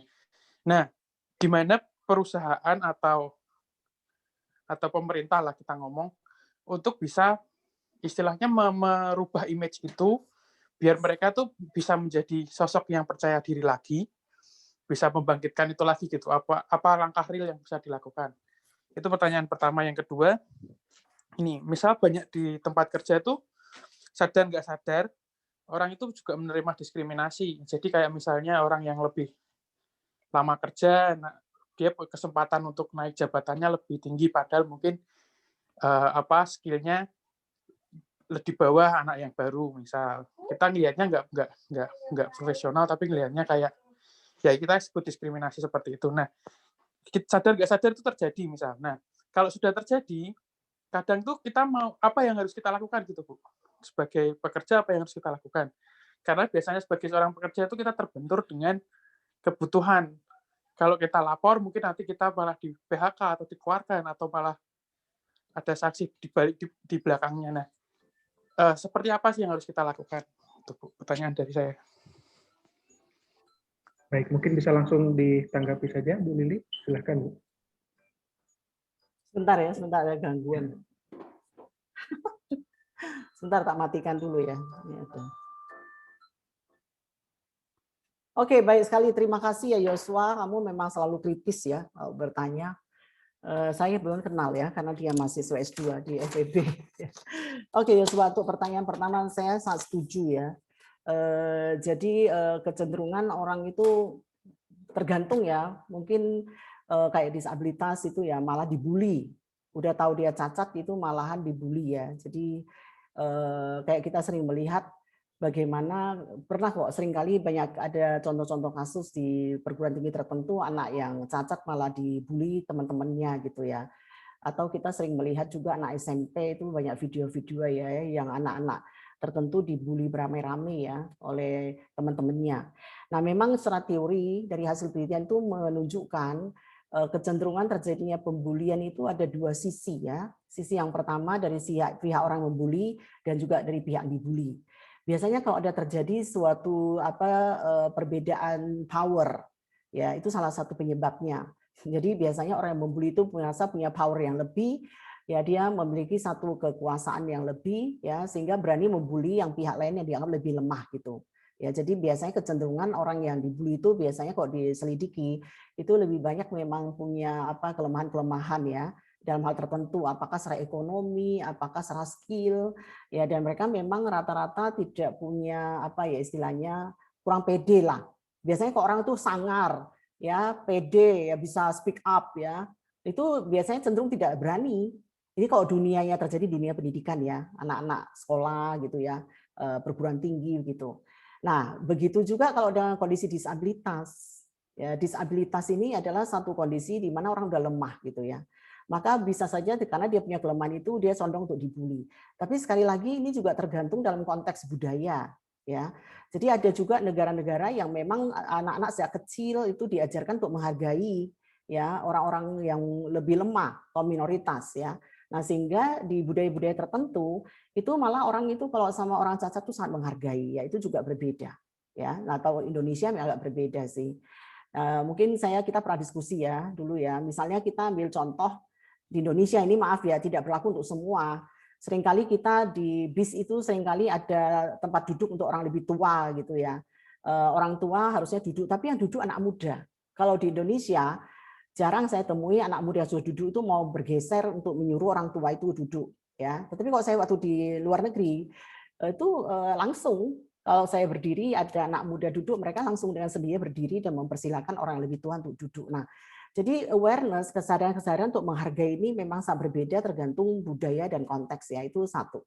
Nah, hal lain yang bisa dilakukan menurut saya adalah kita harus mengequip, mempersenjatai diri ya dengan hal-hal yang bisa mencegah terjadi bullying. Ya, salah satu hal adalah kita sendiri harus punya sesuatu. Ya, kita tahu apa itu bagaimana dampak dari itu kemudian kita sebagai pribadi-pribadi yang mungkin harus memiliki satu kita memiliki sesuatu lah. Kita punya skill, kita juga punya kepercayaan diri ya. Nah, itu salah satu hal yang bisa mencegah orang untuk membuli kita. Nah, kembali ke disabilitas bagaimana? Ya, untuk kaum disabilitas yang memang rentan sekali ya. Nah, dalam hal ini memang harus kaum disabilitas itu diberikan, tetapi tentu harus butuh dua hal ya. Satu dari keluarga. Ya, seringkali keluarga itu bersalah karena sering membedakan orang disabilitas, dianggap lemah. Ya, dari kecil itu sudah dianggap kamu cacat, jadi harus diprotek gitu ya. Jadi kalau kemana-mana ditemenin, kalau di kelas sekolah pun ditungguin, ya dicarikan sekolah yang luar biasa, ya tidak berani masuk ke lingkungan normal ya. Nah akhirnya dia terbentuk sendiri bahwa dia memang cacat. Ya, bahwa dia memang lemah, dia punya sesuatu yang tidak dibandingkan orang lain gitu. Nah, di sisi lain kalau tidak didukung dengan keterampilan tertentu dan dia tidak punya sesuatu yang bisa dia banggakan, ya itu akan menjadikan dia menjadi pihak yang minder ya. Kemudian ya itu kecenderungan kalau berada dalam satu lingkungan yang memang suka membuli itu akan menjadi satu kesempatan untuk dibully ya. Namun sebenarnya dalam suatu kehidupan bermasyarakat yang baik harusnya ada muncul kesadaran di masyarakat ya. Bukannya kita harus membuli yang cacat, harusnya malah kita membantu dan memberi kesempatan. Ya, kita bisa melihat kalau di negara maju berpikiran mereka seperti itu. Jadi orang cacat itu malah selalu mendapatkan perhatian. Ya, nah, tetapi negara sedang berkembang itu yang mungkin masih harus memperbaiki itu. Kesadaran-kesadaran publik ini yang harus secara konsumsif, secara masif dan secara terus-menerus disadarkan. Nah, itulah yang saya inginkan dari kaum muda di sini nih, para mahasiswa yang saya bilang ya. Harus punya satu pemahaman, harus memiliki satu empati. Ya, walaupun IT boleh berkembang pesat, sopan santun kalian, tata krama, ya, empati kepada orang lain tidak boleh luntur. Ya, itu yang saya tegaskan ya. Makanya walaupun mau mencapai SDG yang seperti apa gitu ya, nggak bisa hanya pemerintah aja, tapi perilaku nyata dari kita secara individual. Ya, dan yang paling penting adalah yang kita harapkan adalah generasi-generasi muda. Ya, kaum muda yang hidup dengan IT ya, yang sangat berandalkan sosmed ya. Nah, kita harapkan empati itu harus tetap ada ya, rasa mempedulikan orang ya, punya rasa sosial ya, itu nggak boleh luntur. Ya, menurut saya itu adalah kunci segalanya. Ya, jadi mau orang itu lemah mau apa, bukan itu kita manfaatkan sebagai kesempatan, malahan itu kita gunakan untuk menolong ya sejauh kita bisa ya. Nah, hanya orang yang punya rasa empati itu akan tersentuh hatinya. Tapi kalau orang itu hanya berpikirnya ke ambisi ya, kepentingan diri, ya biasanya itu sudah mandul rasa empati itu. Ya, apalagi sekarang kan anak-anak itu hidup sendiri di kamar ya, dengan gadget di tangan, dengan laptop di tangan ya, kadang nggak ngerti apa yang terjadi. Nah, ini mahasiswa UKSW semua yang ikut ini saya harapkan you harus punya kepekaan sosial, harus punya empati ya. Dan itu mau dunia ini berganti dengan robot ya, itu tidak akan luntur. Menurut saya itulah jati diri kita sebagai manusia. Ya, Yosua, jadi mau apapun itu sebenarnya tergantung pada kita ya, memperlakukan orang ya. Jadi harusnya kita lebih memperhatikan ya, di samping itu kita harus ikut diri lah supaya kita tidak dibully. Mungkin begitu ya, tapi tidak berarti dunia tidak ada bullying, tetap ada ya. Yang kedua, bagaimana kalau saya membuli atau dibully lalu terjadi ya, apakah saya harus sikap saya gitu ya. Oke. Nah, di sini mungkin kita juga harus melihat dalam konteks bully yang sebenarnya ya. Kalau memang kita anak baru, kemudian kita ditentir, kita digojlok ya. Kadang-kadang proses itu harus dilalui dan kita merasakan mendapatkan manfaat. Ya, sesudah kita digojlok kok bener ya, saya kok sekarang lebih kuat ya. Ya, itu dianggap sebagai pengalaman hidup ya. Tapi bukan berarti kita harus membalas. Ya, nanti kepada yang anak muda lainnya karena saya pernah digojlok dengan cara yang nggak bener, lalu kemudian saya harus membalas ya. Waktu saya masuk kuliah dulu di pertanian ya, itu gojlokannya luar biasa loh. Ya, kami disuruh ke lumpur-lumpur gitu, tapi waktu itu badan kami kuat sekali. Kalau anak sekarang digitukan mungkin dia kuat ya. Terus kemudian disuruh makan mie tapi diperlihatkan cacing ya. Tapi kemudian disuapkan mie ke kita gitu. Ya, kita sangat ngeri ya, tapi waktu kita tahu itu mie ya udah, walaupun waktu itu ya sangat ngeri gitu. Tapi menurut saya itu satu proses yang kemudian lebur, kemudian kita jadi akrab ya. Menjadikan satu peristiwa yang pengalaman yang asik begitu ya, tetapi bukan berarti sekarang kita terapkan hal yang sama karena udah nggak cocok ya zamannya. Begitu kalau ada something yang kita rasa bisa kita handle, masih bisa lah kita pahami gitu ya, nggak perlu diperpanjang ya. Cuman jangan sampai kita mengulangi hal yang sama kalau itu buruk ya. Melapor saya rasa nggak ada gunanya kalau memang itu diamini, itu proses ya di dalam satu. Walaupun sekarang nggak boleh kayak di akademi polisi caranya itu nggak cocok lagi kayak gitu ya. Pasti itu harus diperbaiki ya sistemnya. Ngojok karyawan baru juga adalah ya aturannya gitu ya. Seperti itu Yosua. Makasih. Baik, terima kasih untuk tanggapannya Bu Lili dan terima kasih untuk pertanyaannya Yosua. Kita langsung ke pertanyaan selanjutnya. Ini dari Florentino, mungkin ingin mengajukan pertanyaan secara live. Pak Florentino, silakan.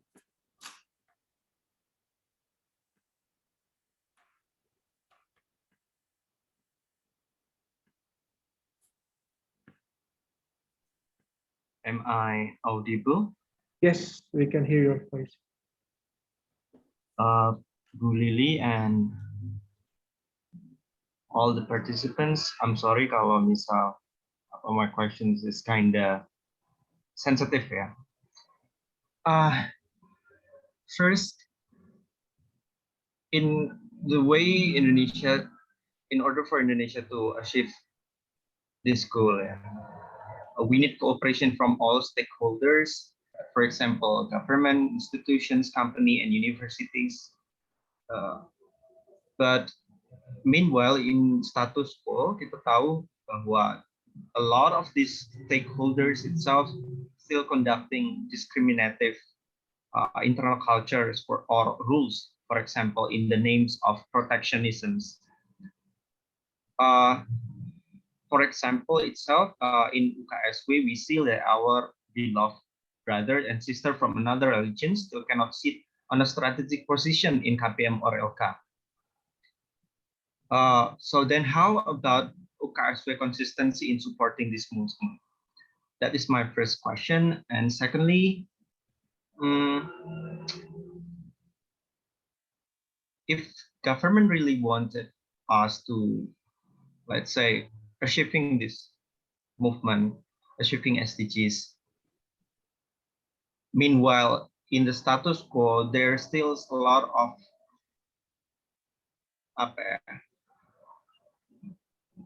pandangan yang berbeda. For example, about welfare. Not all layers of society agree that money is source of welfare atau becoming the parameter of welfare. For example, our brother and sister in suku pedalaman or bahkan orang-orang suku Baduy, they did not see money and growth, economic growth as something that is important for them. So how government react on this problem too? I think that's all my questions. Thank you. Okay. Can I just answer the question? Okay, thank you. Yeah, Mr. Florentina. I don't know exactly now. Are you a student or a lecturer? May you give me a little bit of... I think he's a... Yeah, I'm a student.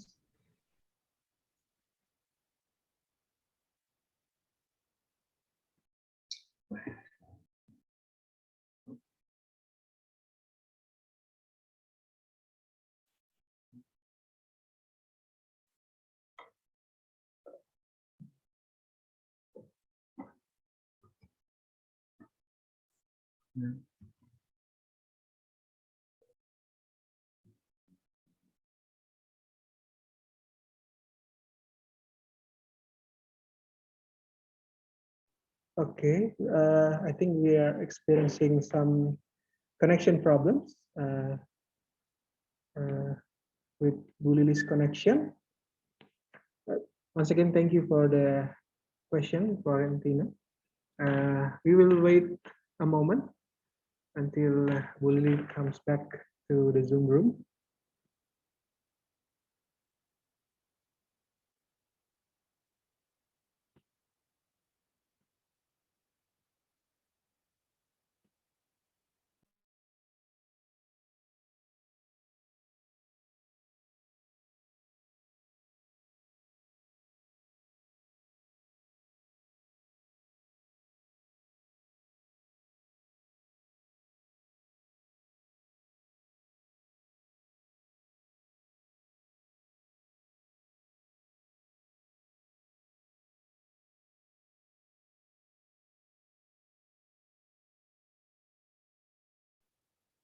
Okay, I think Bu Lily is trying to reconnect again.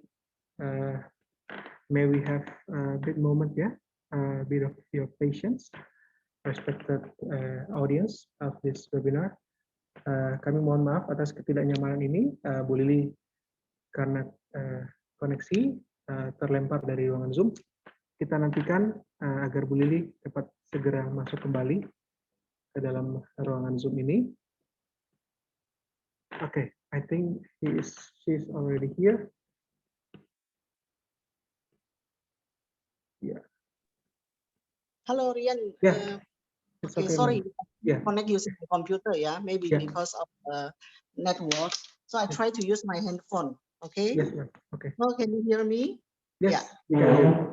So for Florentino, if I'm not mistaken, yeah, the student that asked,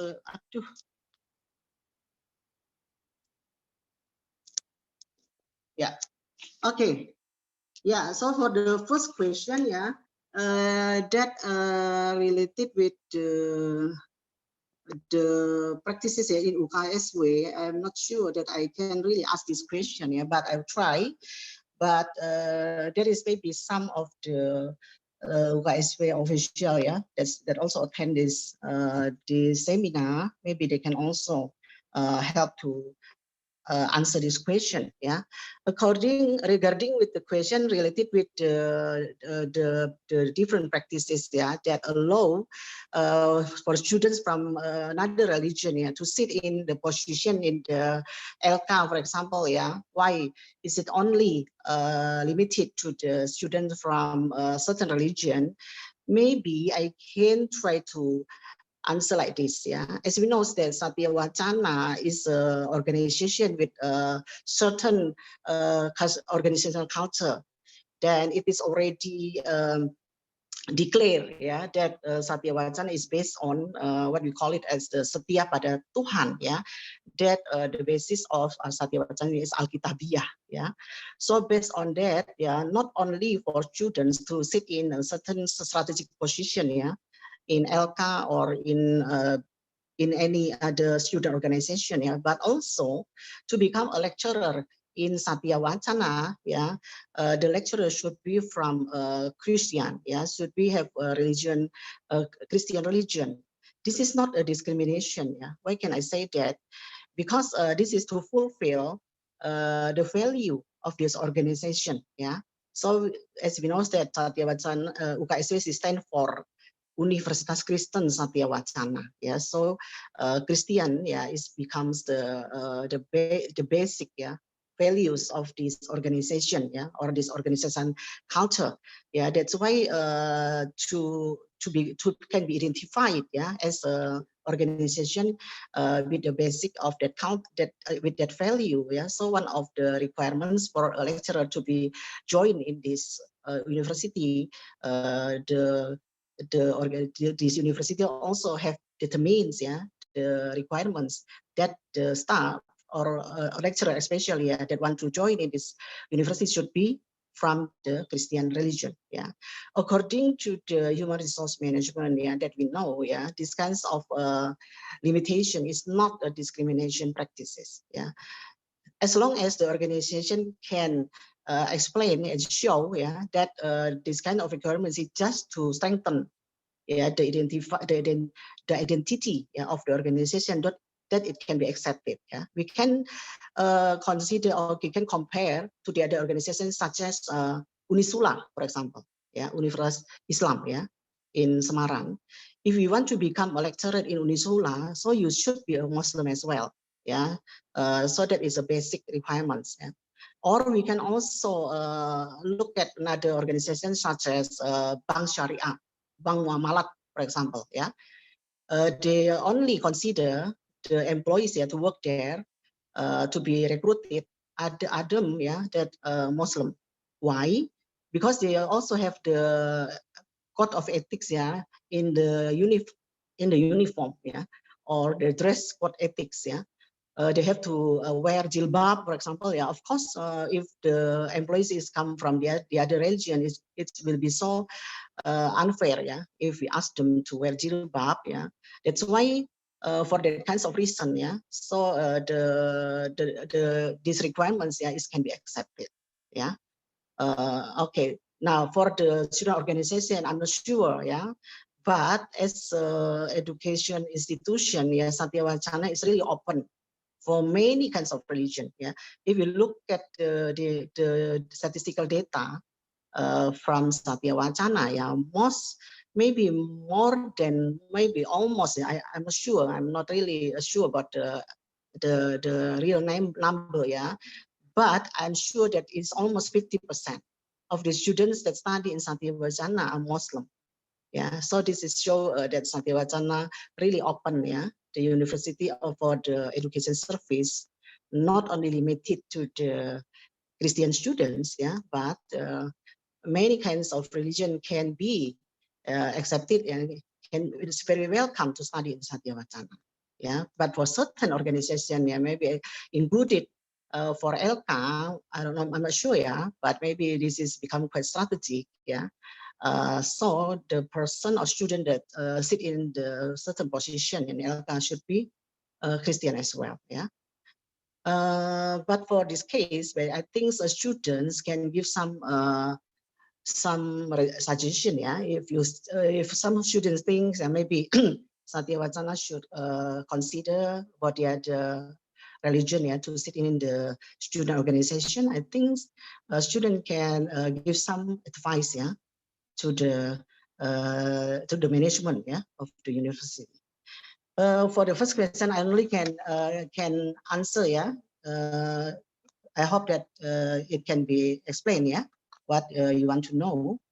And for the second question about the welfare issue, yeah, that money is not really important for all communities or all society. Yeah, I'm sure. I believe. I agree with you. Yeah, but still, as we know, yeah, maybe to really achieve the goals, yeah, of this SDG goals, yeah, the number 8, yeah, maybe the government should also achieve it step by step, yeah. Government cannot fulfill all of the problems, yeah, directly in one's time, yeah. Besides Baduy community, yeah, there are so many other homework that should be handled by government, yeah. Now, of course, to do so, government cannot do it by themselves only, yeah. Government should try to involve many kind of stakeholders, yeah, of course, from business, yeah, and from academic, and also from community. Yeah, now especially for the Baduy is something that I think like yeah, something that we can in Indonesia we call it buah si malakama, yeah. In one side, maybe government want to enter, yeah, with IT, yeah, with many of the improvement, yeah. But on the other hand, the community in Baduy, they want to live, yeah, with the local wisdom. Yeah, they don't want with the technology to enter, yeah. Now, in this case, sometimes there should be, government needs to really understand, yeah, what they want, yeah, and want that need to find some way out, yeah, that win-win solution, yeah. So this is quite unique, yeah, especially for Baduy community, yeah, because if we talk about development in another region in Indonesia, yeah, it's very similar to like the development of roads, yeah, the development of many IT infrastructure, yeah. But for Baduy community, they don't want that. Yeah, they want to really live in their local wisdom situation. Yeah, now this is something that extraordinary. So maybe, yeah, how to take care of it, yeah, is needs quite be careful and takes time. Yeah, but I'm not sure. I'm sure that government don't leave them behind. Yeah, but how to they still don't reach yet. Yeah, as you say that there are many remote areas in Indonesia. Yeah, don't talk about remote areas. Yeah, in urban city, in urban area, there are still many part of Indonesia that have not been reached, yeah, by government, because Indonesia is so huge. Yeah, maybe it's quite difficult. Yeah. So I really agree with you. Yeah, this is still many homework for Indonesia. That's why Indonesia needs help. Yeah, from students as well. Yeah, students can do the research. Yeah, help government to find out many model, many suggestion, yeah. Like you can study, student can study for Baduy community, for example, yeah, about what model that they really need, for example. That's really help. Yeah, and also maybe need some cooperation like with banking sector, with industry sector, yeah. So they can do some CSR program, yeah, and so on and so on. So to achieve these kinds of goals, yeah, the 17 goals is not an easy way to do. Yeah, it takes time, takes process, and also need participation, yeah, from many sides, yeah, and also many kinds of stakeholders. Okay, maybe I just only can answer, yeah, like that. I hope is already can answer your question. Thank you. Thank you very much, Bu Lili, for the thoroughly response to Florentino's question. I would like to continue to the next question, Bu Lili. There's somebody asking directly, send a private message to me from Ibu Suryani.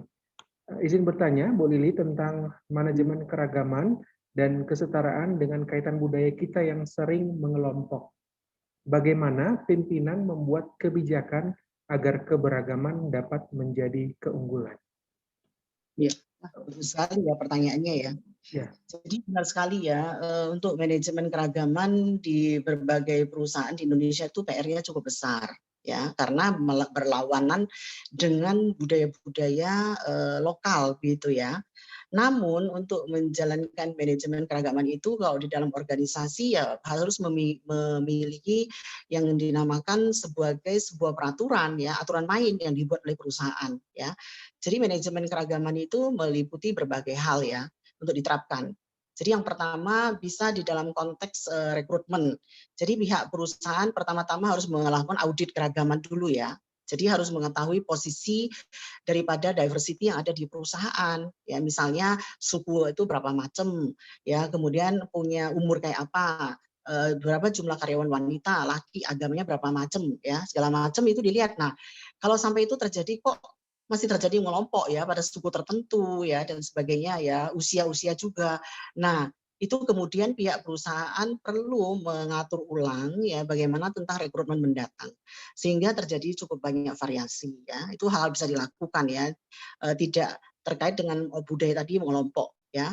Lalu yang kedua di dalam menjalankan budaya keragaman itu salah satu hal yang harus dilakukan perusahaan adalah memberikan awareness. Jadi harus menyelenggarakan berbagai training gitu. Seperti kita harus menyadarkan orang ya tentang budaya suku lain atau orang lain karena kadang-kadang kita nggak kenal, kita nggak sayang gitu. Kita mungkin punya satu persepsi sebelum kita kenal. Ya misalnya orang taunya Bu Lili kok keras banget ya orangnya kelihatannya ya, Bu Lili kan dari Kalimantan gitu ya. Tapi mungkin kalau kenal Bu Lili lebih jauh, oh ternyata begitu toh, ya berbeda ya. Seperti saya mengenal orang lain kok lihat luarnya aja kok sangarmen gitu. Ya setelah kenal kok lain banget ya orangnya gitu ya. Nah, begitu juga budaya. Makanya perlu namanya yang namanya sebagai diversity training ya. Ke semua karyawan diberikan penjelasan tentang apa sih keragaman itu, apa manfaatnya kalau beragam ya. Bahwa orang tuh berbeda-beda nggak bisa kita paksakan jadi satu. Tapi yang penting kita menghargai itu. Di Satya Wacana saya rasa pernah loh kita punya pentas seni budaya. Itu kan karena Satya Wacana ini sangat Indonesia mini ya. Ada orang Nias sampai Aceh sampai ke Papua, Rote segala macam ya. Kalau mau tahu macam-macam suku bangsa itu yang di Indonesia datang ke Satya Wacana. Nah, tapi bagaimana supaya mahasiswa bisa saling harmonis gitu ya, jangan mengelompok. Ya, misalnya jangan nanti orang yang dari Papua hanya tinggal di rumah tinggal di satu rumah sewaan orang Papua semua gitu ya. Ke sekolah, ke kampus ya orang Papua semua, buat kelompok tugas ya Papua. Nah, itu tidak mendapatkan diversity ya. Maka itu akan merugikan juga sehingga datang-datang jauh-jauh dari Papua ke Pulau Jawa ini kan harusnya belajar budaya lain ya, nanti dibawa pulang yang baik-baik. Tapi kalau di sini kita berkelompok, maunya sama orang Nias sama orang Nias, orang Kalimantan sama orang Kalimantan ya, itu namanya tidak belajar ya. Sama seperti orang keluar negeri ya, berangkat 5 orang dapat beasiswa, pergi ke Australia, di Australia tinggal bersama di satu rumah, makan ya belanja bersama, bahasa Indonesia terus yang dipakai, pulang-pulang bahasa Inggrisnya nggak bertambah ya, tanya tentang Australia macam-macam nggak mudeng ya, karena ya dia hanya kayak pindah tempat gitu ya Bu, jadi itu malah rugi. Nah dengan adanya satu pola yang kita buat di dalam perusahaan dengan diversity itu, nanti teamwork juga kita buat diversity. Jadi diatur oleh perusahaan sehingga yang tadi berkelompok itu buyar dah. Ya kalau mereka mau informal masih berkelompok is okay ya, tetapi nanti tentu di perusahaan menjelaskan ya tentang pentingnya kita misalnya bisa mendapatkan banyak keunggulan ya hanya dengan cara kita bisa belajar dari banyak orang begitu. Nah, jadi itu upaya-upaya diatur sehingga orang kalau bekerja di perusahaan kan enak tuh ada aturan mainnya ya. Jadi kan teamwork bisa ditunjuk. Dalam menunjuk itu buat perusahaan yang sudah punya konsep diversity, itu mereka berusaha membuat variasi. Jadi nanti grup ini juga nanti ada orang apa begitu. Ya, jadi teamwork-nya juga diversity teamwork begitu. Nah, itu akan terbiasa lama-lama orang saling menghargai begitu loh maksudnya ya.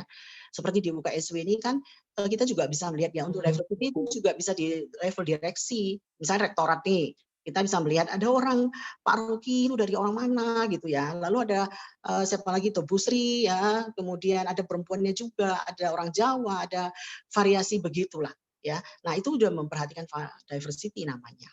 Ya, karena dianggap itu akan lebih harmonis, mewakili banyak pihak gitu.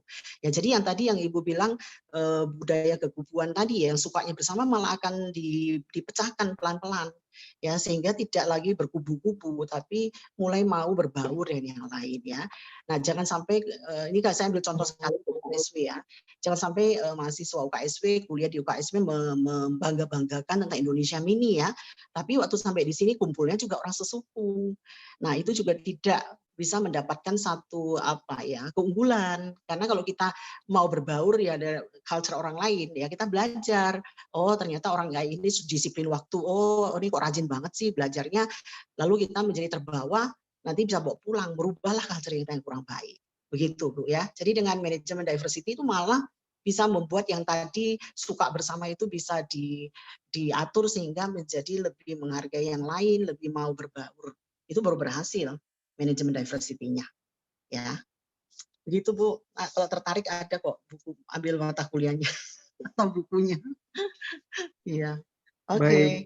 Thank you very much for the response, Bu Lili. Terima kasih untuk responnya dan terima kasih juga untuk pertanyaan dari Bu Suryani. We still have a bit of time for one last question. So if there is one last question from the participants. Okay. So, there's one other question from Deborah. All right. Deborah. Yes. Directly in the direct message to me. Dari Deborah dari FKIP, Pendidikan Ekonomi UKSW. Dalam penyampaian materi tadi, menyatakan bahwa orang yang berkebutuhan khusus memiliki kesempatan kerja, kesetaraan, dan inklusivitas dalam dunia kerja. Pertanyaan saya, langkah nyata seperti apa yang perusahaan akan lakukan dalam mencapai target SDGs, khususnya bagi orang berkebutuhan khusus? Ya. Terima kasih. Ya, silakan Bu. Oke, baik ya. Terima kasih ya Mbak Deborah ya. Saya senang kamu bertanya ini. Paling tidak kamu memperhatikan ya tentang nasib orang cacat. Jadi untuk orang berkebutuhan khusus ya, untuk bekerja di perusahaan memang salah satu hal yang dilakukan memang ada sedikit pemaksaan dari pemerintah ya. Jadi kalau 100 orang itu terutama untuk perusahaan yang sudah go public gitu ya. Jadi kalau 100 orang, 1 orang itu harus berkebutuhan khusus ya. Nah, terus bagaimana pihak perusahaan harus melakukan ini gitu ya. Nah, tentunya salah satu hal yang ditekankan tidak boleh mempekerjakan orang berkebutuhan khusus karena rasa kasihan. Tidak boleh ya.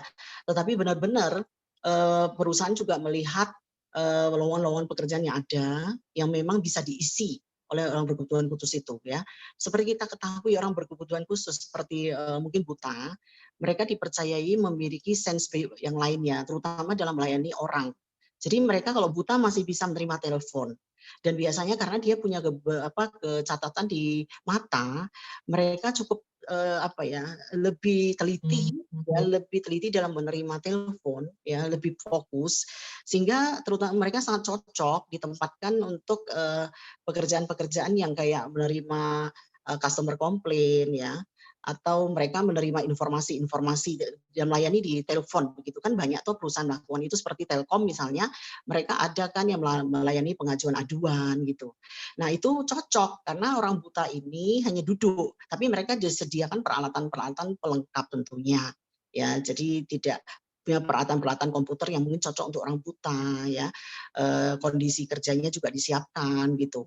Nah, jadi memang mengapa tidak banyak perusahaan yang mau menggunakan ini, sebab perusahaan harus mengimbangi dengan menyediakan berbagai infrastruktur yang dibutuhkan.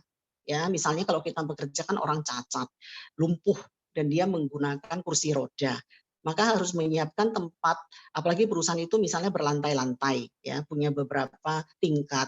Nah, itu harus ada lift, ya, kemudian tangga naik juga harus yang cocok kursi roda, kamar mandi juga, gitu ya.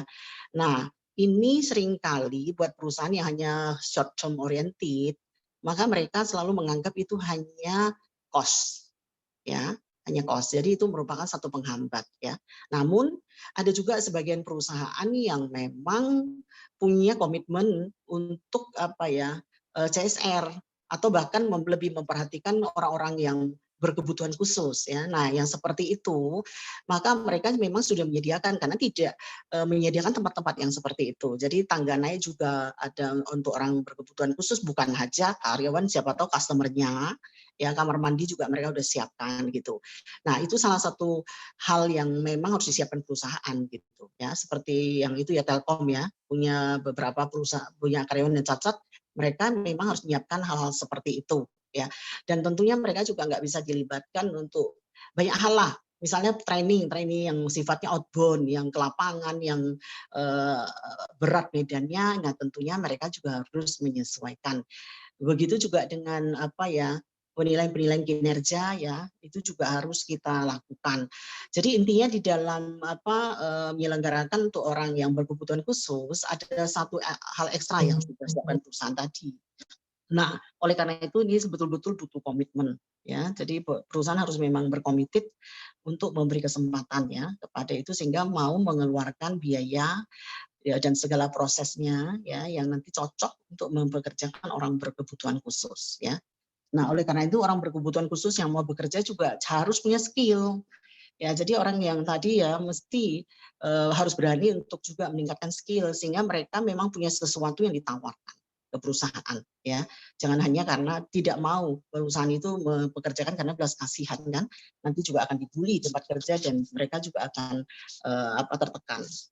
Begitu mungkin ya jawaban saya, ya, Deborah. Mudah-mudahan cukup. Sudah cukupkah? Ya, sudah kelihatannya, Bu. Kami ucapkan terima kasih untuk respon dari Bu Lili dan juga untuk pertanyaan dari Deborah tadi. We will now continue to do evaluation form.